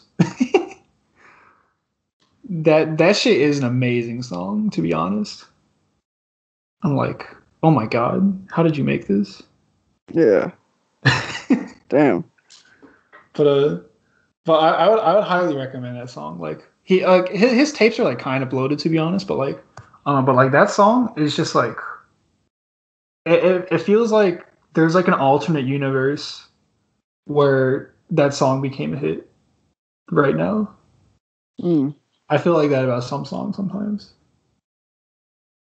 No, that's fair. Like there are songs that I always am like, oh, they'll that sounds like a hit, but then it's just like inexplicably like not a hit. And you have to remind yourself that like these artists are not as big as you think. Yeah, it's a like that is in your head. Just because it's big to you doesn't mean it's going to be big to other people, which is actually it's a shame. Yeah. That's fair. I feel like my brain is kind of fucked up with evaluating music's popularity. Because if I see like 100K on SoundCloud, I'm like, holy shit. Yeah, this is a massive song. And you're like, no, it actually doesn't. Yeah. And it's like, it's like you and some other cool people like the song. Like how many fucking like ppgcasper songs I've listened to that I'm like, god damn, this is a fucking hit. And then it's like, it has like 100,000. It has like 60,000. You're like, okay, whatever. You're like, fine, I guess. That's my claim to fame on the website now, I think. Because I'm the number one Casper stan. Number one Casper stan, I respect that. I'm one Casper stan on the site. I'm like adding all the new singles and shit. Oh, shit. So that's the only thing I've got. No. You got to find your niche. Casper is my fucking guy. Like that is. Oh yeah. That's definitely one of my most played artists this year for sure. Like he's got some good ones. Some slaps. Have you? Because I think the song that you were saying that you really loved, it got taken off SoundCloud. Oh shit! I didn't even know. I Wish. Oh yeah, that was a good one. Yeah, that was a really good one. Yeah, it's I mean, it's on SoundCloud now. I'm not gonna snitch on the legend that reposted it, but let's just say it's still out there. If you want to. If you look at. Sorry. I'm not super deep into the ppgcasper lore or the lore, the discography. Yeah, I am. I'm very deep in the discography. And now here's the thing, though. He'll put out songs, and a lot of them do this. That'll just he'll delete in 12 hours. You're just like, well, yeah. You gotta quickly scramble to save it as fast as you can, Incredibly rare artifacts. Incredibly rare artifacts. That's just a combo that a lot of artists do on SoundCloud these days, I feel like. Yeah. Is ppgcasper a Surf Gang? Yeah, he is. Okay, yeah. Yeah. Yeah, Surf Gang is God, there's like a bunch of people in Surf Gang is it's him, it's fucking Polo Perks. Polo Perks, yeah, it's Pasta Flocko. Yeah, Pasta Flocko. Mo Beretta. Mo Beretta's in there. I think. Baby So's is in there, right? I know Light Fortunato's in there. Oh, Light Fortunato, yeah. Yeah, because he has a song with Casper. I think they have a couple songs together. Or no, I think might only be one song. I don't know. They have at least one song together.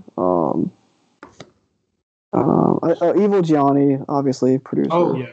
Yeah, Evil Gianni's in there. I think Deliver the Crush is a producer in that group. I think Deliver the Crush is in that. And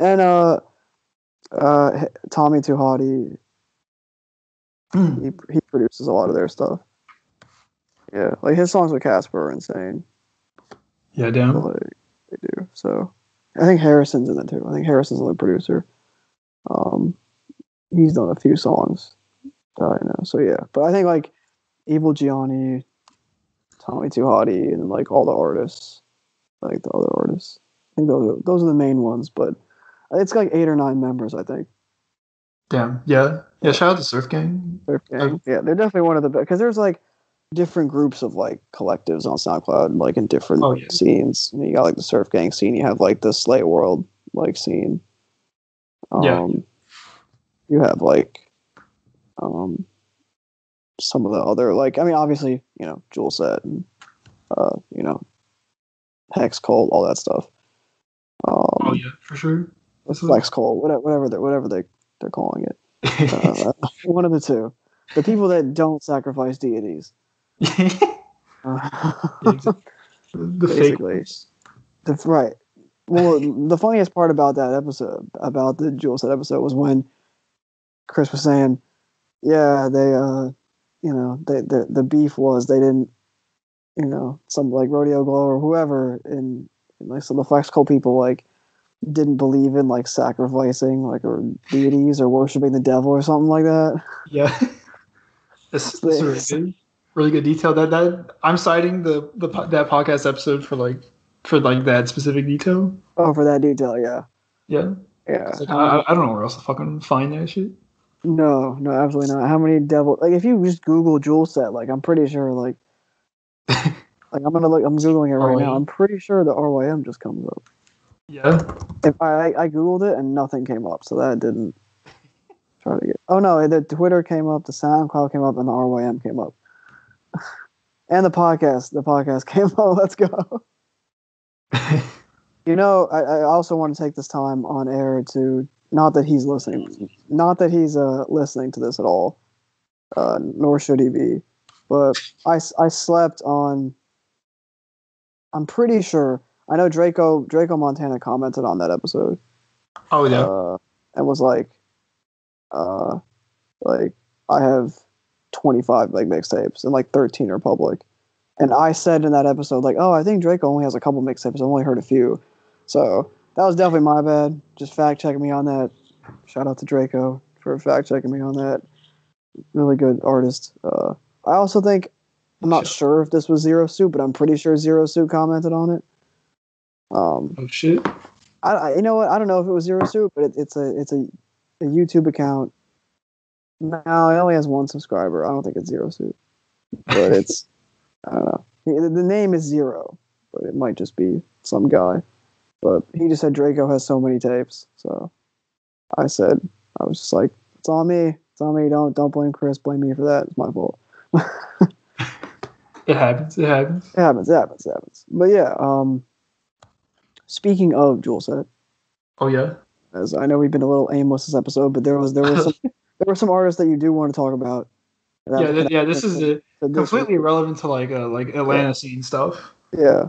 To be honest, but like I fuck with ihyreu. I don't even know how you say it. Number one ihyreu stan on Twitter. Number one ihyreu stan on Twitter. That's your kind of like, I'm the number one Casper stan. You're the number one ihyreu stan. Absolutely, yeah, dude. Like Moon Spirit. Yeah, that shit's fire. That shit is fire. It's so good.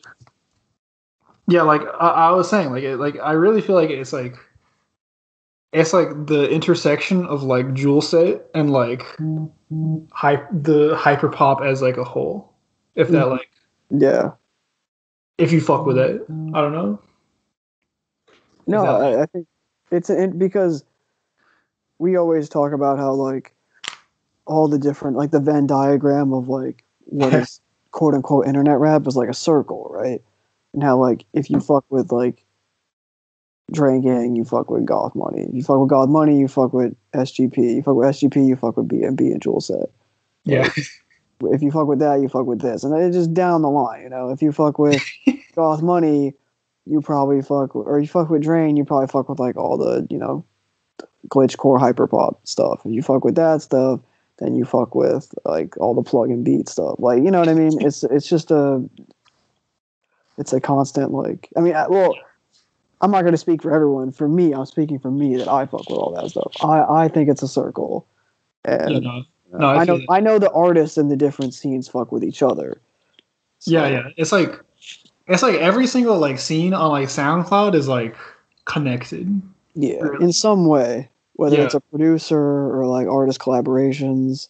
Yeah. It's like I feel like it really is like a spectrum from like there's like Jewelxxet at like one end and like hyperpop like PC music ass shit at the other end. Right. And there's like it's like a continuous spectrum of like artists in between. Mm-hmm. It's kind of how I view 2020 SoundCloud. Right. Well, don't lump like the hyperpop stuff with, or whatever you want to call it, with PC music now. Oh yeah, of course, yeah. You might make some. Yeah, no, that's true. Yeah, there's definitely like it's more rap influenced than like by PC music. Yeah, it's just like kind of like the brightest like kind of that sound, I guess. Mm-hmm. I'm thinking. Although some of the music is like dark, even though it's like it might sound bright. Like the lyrics could be kind of dark. Like it just depends, you know. Yeah, no, I'm just kind of like thinking of like the whole like. Oh no, the bright distorted stuff. Oh, okay. So like the really like the most poppy of the stuff. Yeah, just like the poppiest end of the spectrum, I guess. That makes sense. True. It's a obvious, like not PC music, but yeah, I know what you I know what you mean. I'm not calling you out. I'm just. Oh no, I feel yeah. I'm just. Yeah. But ihyreu to me is like the connection between like Jewelxxet and like the rest of like. Yeah, it's kind of like the popish. It's kind of like their first like foray into that stuff. Yeah, because Jewelxxet to me was always like the most niche like SoundCloud scene because of how dark it is and how generally like off kilter the vocals are and shit like that. Like no one's like bumping Cella Souls like and just being like, hey man, I mean I'm bumping it and saying this shit slaps, but like no one's bumping it and being like, hey man, like come listen to Cella Souls. Like no, I'm high. I'm not showing anybody I know that. Like, what are you talking about? You know what I mean? Yeah. No, I feel it's definitely like Cella Souls is like the most incognito mode music. Like I'm telling you, right there. No, shout out to some the most esoteric shit. Right, but no, legitimately. But yeah, I personally think it's like you can also like kind of throw Hex D into this spectrum as well. I feel like. So it is Hex D, is what we're a little bit like there's a bunch of different names and I think Surge is a cool name too, but there's a differentiating factor and people get mad at you if you say so. I don't want to step on any toes. Oh yeah, that's in the scene. I know that like that's a whole bucket of fish, right? Because there's differences. Like people will claim legitimate differences, or people say they hate the Surge name or they hate the Hex D name or whatever it might be. Yeah. So, I wouldn't call like Jewelxxet Hex D personally. No, I wouldn't either. Yeah. But I kind of think like I guess like hyper pop, I guess like as broad, like that's incredibly broad term to use, right. But like you know what I'm talking about. I know exactly what you're talking about. It's all good. And like Jewelxxet and like as well as like Hex D are like kind of part of like the same musical shift. It's kind of like as I see it. Right. Would you say? I mean, probably like the Flex Cult stuff too. Yeah, and Flex Cult stuff too, obviously. Yeah. But like I think Rodeoglo's most recent, not most recent mixtape. The one before that, Blackheart, right? That's the one. Oh yeah, Blackheart. Yeah, that one, which is an amazing fucking project. But that one, songs like Tweaker or like Try Again, like those kind of feel like they have like that like Hex D like element. Yeah, no, I think they're a little like more influence there. Yeah, there's like legitimate. It's kind of like it just feels. It still feels like kind of has like that like menacing evil feel, but also has a little bit of like a sugary feel to it as well. No, I feel that it's like psychedelic, like sugary kind of feel. Yeah. I feel that it's I feel like a lot of people like on RYM especially kind of call like Jewelxxet stuff and Flex Cult like they call it like Hex D or like Surge or something, which I think I wouldn't do. I think that's like a mistake. But I kind of just stuck with calling it like dark trap, which is not really a very descriptive thing. Like, it's not the best genre name. I don't know. No. I would classify it as that, but I'm not someone who's like an arbiter of like classifications. You know, like I let other people do that primarily on the site. So yeah, or did you see the thread where like people were like making Hex D a genre on RYM? So is it official? I don't know if it's official yet, but I saw like it was like getting voted on as like a genre. Someone put it in the queue. Damn, that would be fire. Yeah, no, I support that. Which mod is gonna just absolutely block it from happening? Yeah, I don't know. And I was like, it was also kind of weird because like the article I wrote was like in that as like a source, and I was like, good shit. Yeah, I was like, that's fun, but I was like, because people call RCB that. Yeah. Well, RCB have like 7 different genres on RYM. Yeah. It's like cloud rap, trap, experimental rap, like emo rap, bop. Like it's like 8 different. It's like hypnagogic pop when High C like does the boy band vocals. All that shit. Yeah. Yeah, I feel you. I don't know. It's like a whole like I don't know. I feel like we'll be able to sort that shit out like eventually as like what to call things. Right. Like as the sound like kind of like develops more, I guess. But it's just kind of like it's just like a whole mess of like sounds, and it's very fascinating. It really is. Yeah. And it's like I kind of enjoy it just being like the way it is right now, you know? Yeah, just like classifying stuff is useful, but I'm not I'm not getting like too locked into it. Yeah, but like it's just like a whole mishmash. It's like damn, and like and circling back, it's just like I fuck with ihyreu music. Oh yeah, go in on like why you like their music so much. Like we didn't really talk about that. Yeah, exactly. It's just like when I first heard it, I was like, this is like Jewelxxet music, but it sounds happy. I don't know, like it sounded like it, but like it was like happy. is the best way like I feel I can describe it. Did you listen to In the Moon, that EP? Oh shit. Yeah, I think I did. Yeah, I don't know. It's like I fuck with that like a good bit. Oh, I did, yeah, for sure. Yeah, it was like that was a good EP. Yeah, it was just like he has some like weird like drum and bass kind of songs too on there, and that's like that I thought were interesting. But it's just like I don't know, because he's also like worked with like a lot with like Jewelxxet, but then he also does stuff with like Suzuki Club, the collective. Yeah, the Suzuki Club collective is really cool. They've kind of broken through the last like few months. A little bit. Like I mean, not like broken through, but like I've just seen them pop up and shit. Yeah. No, for sure. And then it's like do you also fuck with like Static ST47 IC? Yeah, I know who you're talking about. Yeah, and like Lucille Fox, something like that. Yeah. Oh, it's doesn't it start with like a?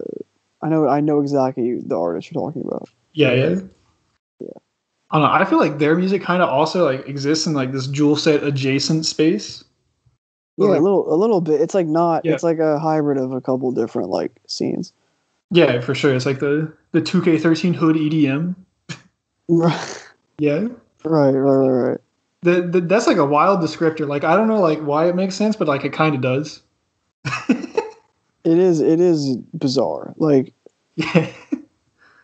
But I mean kind of like I don't know. Like it's kind of good though. Like it's just it just makes sense. There's some stuff that you can't really describe. It's like we're already at a point where like 2013 is like something to be nostalgic about. But right. it's like damn. But yeah, I feel like they kind of fit in there. I feel like Molly Moon.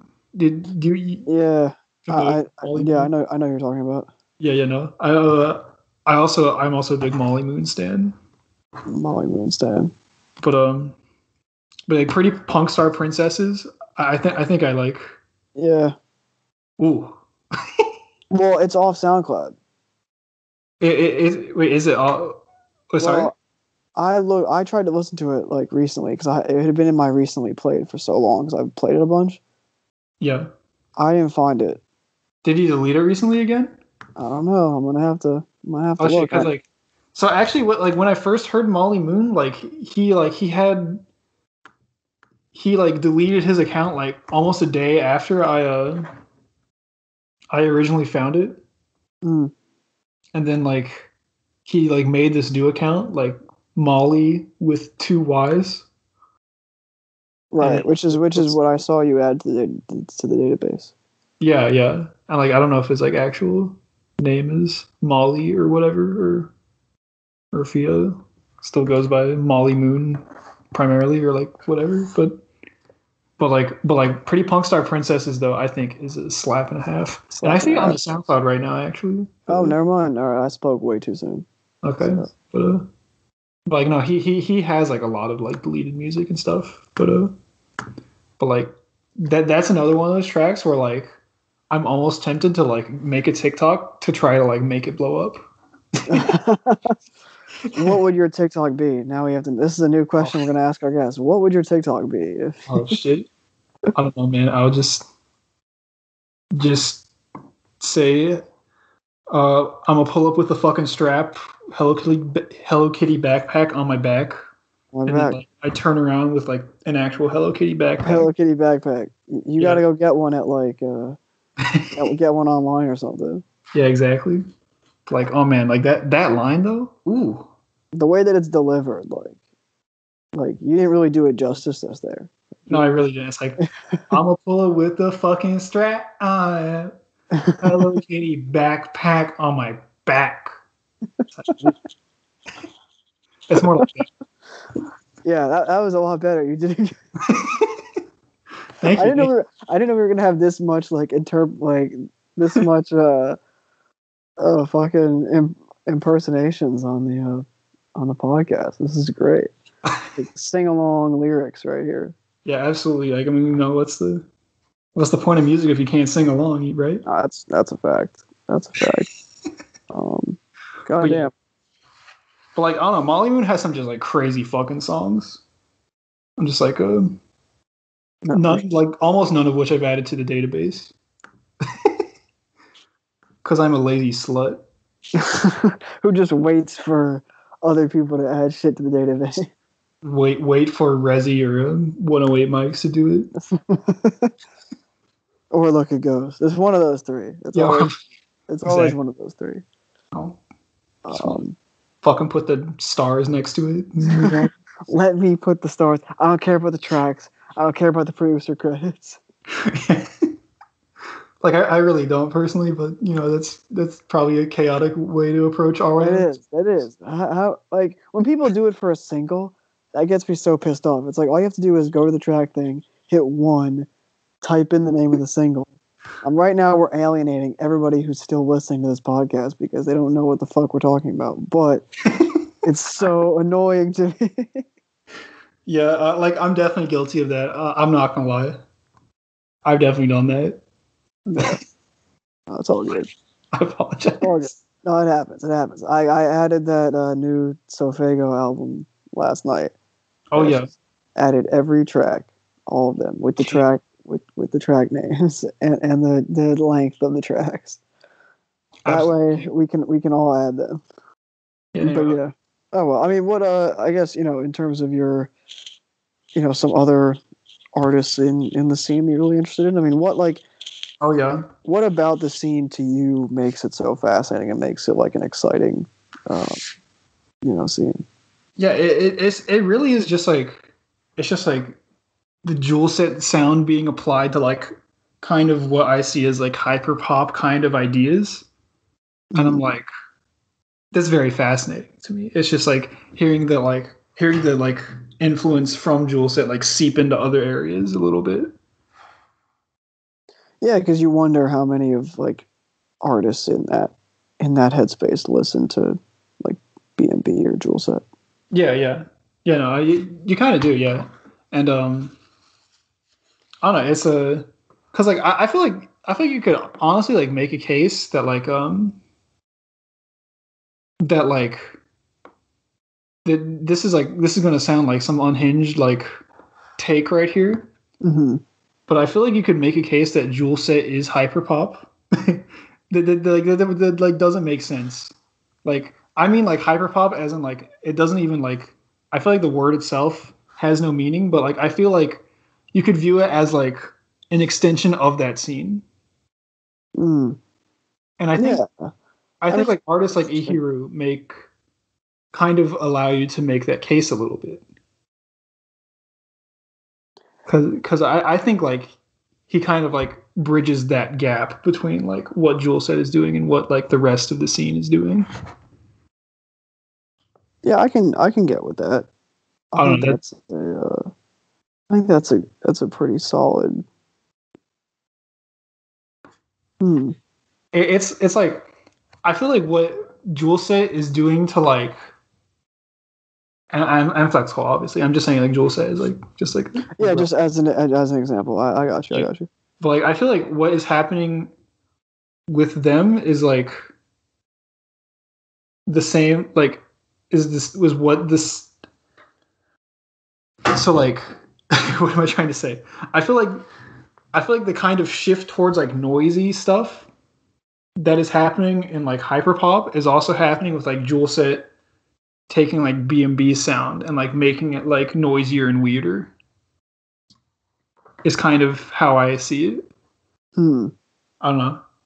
No, I mean, considering that some of them were like born out of it, so to speak, that's like probably pretty good. Pretty good. Yeah, I'd agree with that. It's like I don't know. That's kind of how I see it. I feel like it's like all like facets of like one thing that's like occurring in my head. Yeah, it's kind of how I conceptualize. There's no, that's definitely fair. Yeah, and then have you heard any virus music? The did you hear that like Poison Hearted track? I thought that was fire. I don't think I have actually. I might have tweeted it or put it on like the Discord at some point. I thought that was that's also just kind of like I fuck with that a lot. You know what? I might have, if it was from your Twitter, I've heard it, but I'm not sure. Maybe. Well, I'll whatever it is, I'll circle back and get to it. But it's all good. Also, there's I think other artists like kind of in the lane. Kai Ito. Have you heard any of Kaiido? Have you seen any of their tracks on SoundCloud? No, I saw them on your list, I think. Yeah, I haven't. I think I added them without adding the artist because I didn't want to do it. Oh my god! See, that's your problem. I would have listened to them if you added them. Yeah, no, exactly. I'm just like, you just got to do it. It's like, and then like, they shame you into like voting on other artists in the queue, and it's like, god damn it. God damn it. It's like man, just let me put them on my list. But yeah, Blackfire by them. I think that's a great song. That also is like the whole. It feels like the whole fusion of everything. I don't know. Mm-hmm. Yeah, I think. I think there's something to be said for all these artists kind of tying up like into each other. Yeah, like you talked about, like ST. Well, ST. It's just static, right? Yeah, I think it's just static. I think it's just static. Yeah, I'm not gonna bother with the C47. Yeah. Also the track that's like an emoji, which is like with the guns. Yeah. Like that's a great song. It's a fucking great song. I love that song, but it's an emoji, so I can't like when I recommend to people the song. How do you pitch the song anyway? Yeah. The song with the guns pointed to the side. The song with the guns pointed with the blurry cover art. Yeah, where he's like driving the guns. He's got the car. He's got the mask. Yeah. Yeah. That song rules. There's a lot of stuff like that. I feel like you could just be on SoundCloud for a day and like you still wouldn't discover all of it. Oh no, yeah, for sure. And I wanted to ask you, I know you said it like has nothing to do with like the Atlanta scene, but like tangentially, like what do you think, what about the Atlanta scene is so interesting, like to you? Like what made you want to, chronicle it outside of just like SOS stuff? Yeah, so I think partly I'm from Georgia, and like I'm currently living in Atlanta, so it's like, ooh, it's interesting. Right. So you're not like directly exposed to it, but you're in those environments. Yeah, a little bit, and like it's obviously like not. It's obviously like I'm not. I don't like know any of these people very personally. Of course. Yeah, but it's like it feels like some connection, and just again, it's like a. I feel like I've just been talking about this like the whole time. It's just like the whole like a confluence of like internet scene stuff and like local rap scenes and like internet rap scenes. Like it's an interesting like confluence of both happening. I think that are like combining to just form something that's like a very interesting. I actually want to bring up something that is like not very relevant to anything, but I think is kind of funny. But Mondo Jackson, have you they have a tape, but I think they're an SOS affiliate. Mm-hmm. And I think I found them because I think 10K Duncan retweeted a video that he posted of him like robbing someone for toilet paper in like from Walmart, like at the beginning of the pandemic. And I thought that was hilarious. Oh my god! I was like, what? What's going on? It's crazy. But not really relevant to anything. But I wanted to throw that out there. That's how you discover new music. You see who's the man robbing this person of toilet paper in front of Walmart, and you be like, they have mixtapes and they're actually pretty good. You know what? That's what I'm gonna do for my next artist that I lead the charge on. When I'm standing an artist, that's gonna be what I look for first. Exactly, but Mondo himself, he has a few tapes. No Setup is actually pretty good. I can't say I've heard actually. Is he? Yeah, I put him on the list, but oh, maybe you know what? If he's on the list, I definitely at least saw it because I've looked at that list a number of times. Yeah. Mondo is he's all right, but he's like just some like random dude kind of in the scene. Mm-hmm. But yeah. Yeah, let me look at the rest of the. Yeah. Destroylonely. I fuck with Destroylonely. Mm. Have you heard of him? I'm looking right. You know what? I've not heard his work. No. I don't even know if it's in the database, but like he has some like really good stuff. That's like I would kind of classify him closer to like the Ofaygo Summers lane of SoundCloud kind of. Well, don't lump them together because. Of course. No, it's a lane. I got you. I'm just. No. Ofaygo. That's kind of what he like sounds like more, I guess, to me. And like, of course, it's like dangerous to like lump people. Oh no, I'm not. It's not a huge deal. I'm just Ofaygo. Oh wait. annihilated that man on wax this year with that "Let the Girls Slay" song, which as we talked about, I guess you didn't know was a diss until I didn't know it was a diss until I told you. Yeah. Yeah. It's just a freaking banger in the first. It's such a good song. It's such a good song. Yeah. But I always was wondering when I first heard it, I was like, I mean, this is around when the album came out, but I was like, who's he talking to? Like, he's very aggressive, and I was like, oh, it samples like a IG Live snippet of Summers saying like, oh, you fuck with Faygo or whatever. He's like, fuck no. Samples that as part of the beat, and then it's like it comes in and like he just laughs after it, and then he just goes in. It's like, goddamn, like these are the diss tracks we need in 2020. Like, fuck out of here. Like, real, that's real hip hop. No, for sure. That's a banger and a half. Also, Faygo from Atlanta. Yeah, he is also from Atlanta for sure. So yeah, it feels like he should blow up, but I've been saying that for a few months and it hasn't happened. I mean, it might take time. But yeah, no, for sure. I just feel like it seems obvious that he would blow up, right? Yeah, because like that's a freaking hit. His sound is mad accessible. Yeah, like the tape he dropped like a few days ago, like I thought it's okay. Like his most recent tape. Yeah. What was it? After Me. Yeah. I added it to it was cool.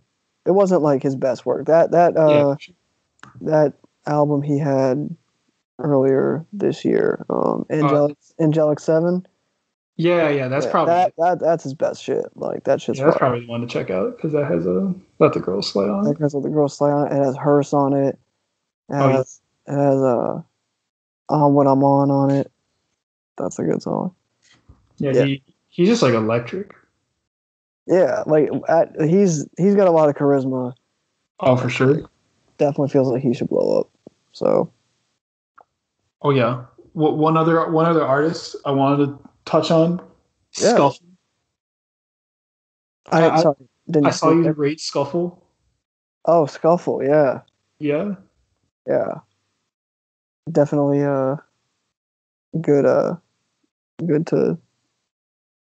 check out. Yeah, did you fuck with that tape? It was the 50 facts, right? Or the 50 fakes. Is it fakes? Yeah, I fucked that Stuff, up. Something like that. Yeah, that was hard. Yeah, I had just rated that like the other day, or yesterday for prep for this episode. That's fair. Because the cover art struck me. Oh no, yeah. For sure. Did you hit another strap? Did you notice that? That was like the second track, I think. Yeah. I was like, that song is so hard, dude. It's like actually ridiculous. Yeah, I was like, oh my god. It's like, ooh, like that's his best song for sure. Yeah, I was gonna say that was my favorite on the because it wasn't a long project. It was like 4 songs, right? Something like that. Yeah. He hasn't released a ton of music, but yeah, since Sensei ATL did the whole thing, right? I think he did. Maybe he did. I like like the old school, like early 2010s, like mixtape drops, like the Hood Rich, like the ones that could have been on like Gucci tapes. Yeah. Yeah. I don't know. Like, I think Skuffle is kind of like, I don't know if he's associated with like a Slimesito and Rich SlimeGang. I don't know who exactly. I looked at like his reposts, and I didn't like see. Like, I just saw him repost a bunch of different shit. Yeah, I don't know, but like, I fuck with him a lot. That's some good shit. Yeah, that tape was hard. I liked it. Yeah, and then Bag Ty. Bag, yeah. Have you? He has a track with like Nolanberollin, which is interesting to me. Which is interesting, yeah. And Nolanberollin gang out here. Nolanberollin stand. Fuck with him heavy. I absolutely fuck with Nolanberollin. Like one of my favorite artists. Someone on RYM, one of my favorite reviews that I've seen all year. Someone said in one of the mixtapes. I think it was the. I want to say it was like the Ultra B Man mixtape, but it was like It was one review. It was either a review or a comment, but it was like basically Zoomer Viper, and I just thought that was hysterical. Basically Zoomer Viper. I'm like, I mean, maybe. It's just kind of fire. Yeah. But yeah, Nolanberollin. That Migo 2 track. Oh yeah. The big one, the one that's like kind of not like popular, but like the one that has the most traction. Oh yeah, the one on Super B-Man, I believe. Yeah, that's just fire. That's a good one. Yeah. Absolutely nuts. He's super consistent. Oh yeah, Nolanberollin has like one of like the best like discographies like on like SoundCloud, to be honest. Yeah, just in terms of like consistency. It's like damn, he like actually produces a quality product. Yeah, and like some of his like projects are just like songs that are just strung together. Yeah. Oh, one. Have you listened to? I remember when I first got on RYM, I was pissed at Bean World. I don't know if you're familiar with the Bean World tape, but like it has like no ratings, but like I think it's like probably his best. Might be his best project. I have not heard it, but I'm looking at it right now. Yeah, Bean World. I don't know. I fuck with that a lot. Damn, we even got a review from it out here from you. Yeah, I did review. I was just mad that like it wasn't on there already. Well, he's got the Lil B Blue Flame cover. Yeah, he does. So I'll have to check it out. Yeah, I mean he's really good, so I expect nothing less. Yeah. No, yeah, that's probably one of my favorite Nolanberollin tapes. You know, shout out G-Tech Club, Gary Oak. G-Tech Club, fire. G-Tech Club is fire. Anyway, but a little beside the point, but Bag Ty does have a Nolanberollin feature on one of his songs. It's like that's interesting. How they even do that? Yeah, I don't know. It's a good question. Yeah, and like most of his music is like all right, but I also saw on Twitter he like has like a motivational podcast, and I listened to an episode of it, and I was like, damn, I feel motivated. No, so it's effective. It works. It is motivational podcast. I was like, damn, that was wild, but that's beside the point. But yeah, you were motivated to do what? I don't even know what I was doing at that point. Was it a few months ago? Yeah. To be honest. But yeah, I was just like listing names. I think in terms of like a Atlanta artist, 3AG Pilot. Did I talk about 3AG Pilot? You did. I think you might have touched on them briefly, but no, I've heard really good things. I have not heard that album that the one that with just him on the cover. Yeah, or the Gematria, is that Gematria? Yeah, that one. That's how you pronounce it. Even Exchange on that track is like it has the guitar beat we were talking, the guitar sold out dates guitars type beat. Yeah.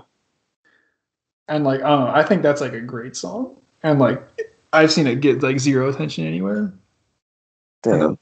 I think that's a fantastic song, and like he has a few other tapes that I honestly haven't listened to that have dropped this year. That I don't know if they're actually good, but no, I think 3AG Pilot is like kind of associated with SOS, but I don't know if he's actually in SOS. I don't think so. Damn, I don't know either. Yeah, but I've been meaning to. I saw that on your list for a while, and I've been meaning to listen to it. So yeah, it's definitely on me. I gotta get to it. Oh no, you're good, dude. Don't worry about it. Yeah, I don't know. I feel like I have like I think there's gaps in like my listening too, but it's all good. No, for sure. It's like, I feel like that, like documenting like a city scene. Like I feel like like Atlanta, especially, there's like an infinity number of people who like have music, who are making rap music in Atlanta. But yeah, and there's different scenes too, because there's like the people that have kind of like followed in the footsteps of like Jid, right? Like there's those kind of where it's Jid, like, you know, people that are doing like TDE sort of stuff, but like southern versions of that, you know, like Earth Gang and shit like that. Right, exactly. Yeah, and like that, like that. Do you mean modern Outcast Earth Gang? I suppose I do. Yeah, that's a tough take. Also, yikes. But anyway, we won't go there. That's some brutal Twitter takes. Some it's like that whole scene is like also happening. Mm-hmm. Like at the like, you know, there's like actually like popular music. right, exactly. The stuff that's actually like getting traction. Like, I know, like, even adjacent to like, you know, people that are like Dreamville, stuff like that. You know, it's like. Do you know the artist? Tut? I'm not familiar with Tut. Tut. I think he's from Tennessee. Never mind. He and Isaiah Rashad are both from like Tennessee. Never mind. But Tut broke out like about 4 or 5 years ago with a mixtape, Preacher's Son, which was a pretty cool mixtape. And then he just like hasn't dropped that much since then. And he was like kind of in that like quote unquote like conscious lane. Yeah, sort of. So yeah, he's Dreamville. No, he's not. I don't think he signed a Dreamville. No, but he kind of operates in like a similar lane as like Jid and stuff. Okay, yeah, I feel you. Yeah. I know, you know, you can't really be scrambling to listen to like Dreamville artists. It's not really what you want. Yeah, no, I'm not really listening to Dreamville, to be honest with you. No, me neither. It's all good. So yeah, but 3AG Pilot for sure. I'm gonna check this out. It looks like some shit that should be popular that isn't. Yeah, no, that's exactly what I got. Like even Exchange, especially like I can't get like. I like posted that song to my SoundCloud just to like have it on SoundCloud. But just for like to show people like, hey, when this shit blows up, I'm on it. Exactly, yeah. And just to put in my playlist and shit too. Oh, of course. Yeah, but yeah, that's a solid. I think the project is like overall solid too. Mm-hmm. But that one track though is like transcendent, to be honest. I'm like, god damn. Facts, for sure. I'll have to that's gonna be one of the first things I listen to after the episode, so hell yeah. We're on that. Is there, in terms of like Atlanta, do you feel that like the underground now and this whole scene is sort of just like how do you think it will grow and evolve? Because I know we talked about like what makes it interesting to you, but how do you think going forward, what's it going to be like? Because we talked about at the beginning of the show, we kind of touched on how the underground 7 or so years ago, 6-7 years ago, was basically just like the revitalization of like Future's career and like young Thug pre-lifestyle. Yeah. You know what I mean? And like people in that ilk, Rich Homie Quan, you know, pre-type away. Stuff like that. Where it's like now it's a different like reaction to like mainstream, which is usually what underground rap is. Yeah.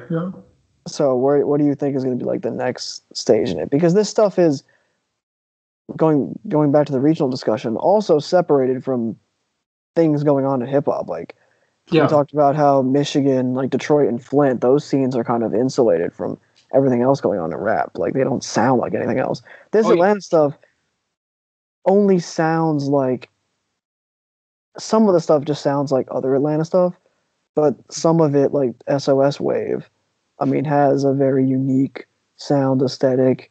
You know, when you go to a tape and you listen to it, whether it's a CashCache tape, whether it's a 10K Duncan tape, you kind of have your ear kind of has like a background in like what it's going to be. And, like you can kind of like sort of predict what kind of beats are going to be on it and what like how the general flows and stuff are going to be. So does this scene expand? Does it stick only within like Atlanta or Georgia? What kind of like, well, because it's not a very, outside of 645 AR, it's not a popular like scene. There's a little bit of traction like for 10K Duncan, but he's not nearly as big as he should be. Yeah, for sure. I feel like the first thing to like happen is like, I feel like 10K Duncan and Tony Shnow like have to like become like at least bigger than they are right now. Like like if not like blow up like and become huge. Like I feel like they have it in them to like really take off.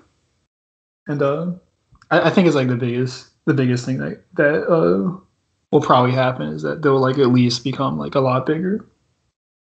And I feel like as well like the whole like I feel like as well the whole like new Plugg scene, I guess, has kind of emerged. Will also kind of go up along with them. I think like the Booth Pack Mookie, CashCache, etc. kind of scene as well. I think that's probably, if I had to just I kind of know what I'm talking about, but like I don't really know what I'm talking about. But if I had to say something, if I had to say something to become popular, I would probably say like that. Right. What is like the first step to become more popular, and like I don't know if like Slimesito will become like bigger than he is now, if that makes sense. Because I feel like Slimesito is like actually like pretty big. Yeah, I mean, compared to a lot of the scene, yeah. Yeah, like I feel like he's probably like he's like underground legend status. I would put Slimesito at. That's fair. Like most people don't know who he is, but like yeah, he's a little. I still think he's a little too like dark to be like mainstream. You know. Yeah, I think like the whole like Atlanta drill comparison, like I think is a very good comparison to describe the Slimesito Fluhkunxhkos kind of brand of rap there. But yeah, I probably agree with that. Yeah, and I feel like and like for the future of that, like I don't really know, to be honest. Like I don't know if I don't know if I see like Slimesito like breaking through to become like a national star or something, or like on like a on like a wider stage. But and there's nothing wrong with that, I guess. But no, absolutely not. Like it's personal like preference, you know. Yeah. But yeah, I think it's interesting to see like where things can go, and where, because there is like a pop appeal to this stuff. Yeah, I think like the 10K Duncan, Tony Shnow. I think they have like popular appeal for sure. I think 10K Smook, that collab tape, has a very accessible sound. Like, oh yeah, absolutely. Lineman feels like a song that should be bigger. Like that beat is super like fun and like laid back and chill, and they're just like, they're just flowing over it. Like to me, that song like feels very sticky and melodic. Oh, absolutely. Yeah, I feel like they have to like at least become bigger than they are a little bit. Yeah, maybe not like doing huge views. Maybe they have like one or two songs that get like big. Yeah. And but like they're like on the verge of like breaking out, I think. I think they have to be. I don't know what they're signed to or if they're independent. Yeah, like that's a great question. I don't know if they're I don't know if they're signed or not. Yeah. Because I wonder what label would. Because if they're signed, maybe they got shelved or something. I don't know. But either way, you know, lineman, right or wrong, that whole run on 10K Smook, like I was in Saks Fifth today. I had to have the I'm in Saks Fifth looking like you actually were in Saks Fifth. I was actually in Saks Fifth. That's a fact. I was actually in Saks Fifth. Oh goddamn. Yeah. Wait, so you live in like New York though? No, I live in Philly. You live in what? Philly. Oh, okay. Oh, yeah. There's a Saks. I used to live in New York, but yeah. Okay. Oh yeah. But yeah, there's Saks Fifth is like a they're in Atlanta, obviously, if they're rapping about it. Are they actually in Saks Fifth? I don't know if there's a Saks Fifth. Now I'm looking it up. Yeah, it's like I don't think there's one in Atlanta. Oh, there is? Yeah. Is that in a? It's in. Oh, it's in Lenox. It's in Lenox. That's fair. Is it Lenox like really? Like it's got a lot of shopping around there, right? Because there's like a mall. That's like the expensive mall in like Buckhead. People get shot at sometimes now. that's the rapper mall, right? Yeah. I've heard that referenced in like songs before. Yeah, Lenox Mall. Yeah, of course, that's a classic. Yeah, they got a Saks up there. I didn't even know that. Goddamn. Maybe you gotta go. Yeah, exactly. Now I have to go. Now you gotta go. No, I got you. No, I mean, overall, unless you have any more thoughts on the scene, it was really great having you on to talk about this. Oh hell yeah, it was yeah. I mean, there's a lot of. I think it just shows like I know we went off into the deep end about some other scenes too, like, but they're all, as I've talked about in every single episode that we do, where it revolves around like rap scenes that are big on the internet. It's just like this stuff's all connected in some way. Yeah, no, for sure. They're insular enough. Like this shit sounds nothing like, the Jewelxxet stuff we talked about, but it's still connected. Yeah, no, it's like I feel like sometimes like I lose my mind and like go insane and see like the matrix of like how every single sound and like is connected. Right. No, I mean seriously. It's like, oh my god, it's like mind-boggling to try to parse sometimes.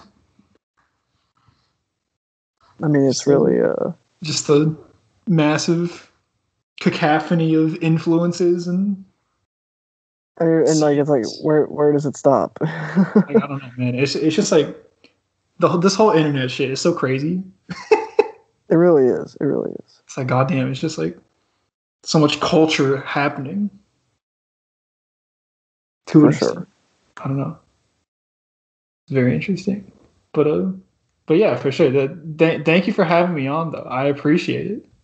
Always great to have a esteemed, music journalist now on the. I suppose. I guess I am. Yeah. I mean, you've got more than one article, and coming through, and really great blog, and you're writing about stuff that not a lot of people are covering. Yeah, no, for sure. I was just pissed when I was kind of expecting somebody to like cover like Hexd stuff eventually on there, and I was like, shit. No one's done it. Might as well be you, right? Yeah, no, that was exactly my thought process. I was like, shit. But yeah, shout out to Jeff Weiss for accepting my pitch. Facts. Shout out to Jeff Weiss just in general for being like a god of journalism. Yeah, for sure. Just absolute goat. And happy that he's given you a platform. Happy that you've been able to write about this different stuff. Maybe you'll write a piece about this Atlanta scene. Maybe, I don't know. I feel like that's like kind of. Yeah, it's been covered. Yeah, it's like not like no one has written about it, but sure. Maybe. Yeah, with Jewelxxet and like RCB and stuff, legitimately nobody has written about that. So yeah, no, exactly. Yeah, there's so much untapped potential out there for. Yeah. We have to that had to be taken off of okay, RYM can't be the only place because we're all just a bunch of fucking dweebs. So it's like, we have to remove somebody else has to talk about this shit. Yeah, exactly. Like that's why it was like weirding me out to like for people in the thread where like Hex D was like being voted on as a genre, like or like citing my article. I'm like, shit. I'm just looking at REM too, dog. Look at you. They don't have to know that. Yeah, no, they don't. All right. So for Hexed official Hexed expert and enthusiast of this Atlanta scene and all internet rap in general, Jameson, great to have you on. Oh hell yeah! Thank you. For shout out to those of you that listened to the full thing for this. Shout out. We went through different alleyways and backstories and side tangents, but that's usually how this goes. So we're happy to have you guys around. What you're in for? But shout out to Daniel. Shout out to Daniel, of course. Big supporter of the show and big, he's gonna be an important guest. So yeah, absolutely. Shout out to him. Shout out, to you for plugging us. Oh, thank you. No problem. Yeah, you gotta get that Passion of the Weiss bump. Passion of the Weiss bump. We might hit 200 subs by the time we get that bump. Maybe so. We'll see. Making small moves. We do have another video approaching 1K views, so we're getting somewhere. Hell yeah! Taking over the internet. So one long podcast episode at a time, taking over the internet. One 2-hour podcast episode. Yeah. But for sure, yeah. Thanks for coming on. Really appreciate having you. And hell yeah. For Jameson, aka pswjt on RYM. Piss widget, as some may say it. PS widget. Yes. Piss widget. Piss widget. for piss widget, I'm OptimalAudio, aka Caleb. Our outro music is Stagnated Pace by CashCache. We will see you guys next week. It ain't gonna never stop. It ain't gonna never stop. It ain't gonna never stop. It ain't gonna never stop. It ain't gonna never stop. It ain't gonna never stop. It ain't gonna never stop.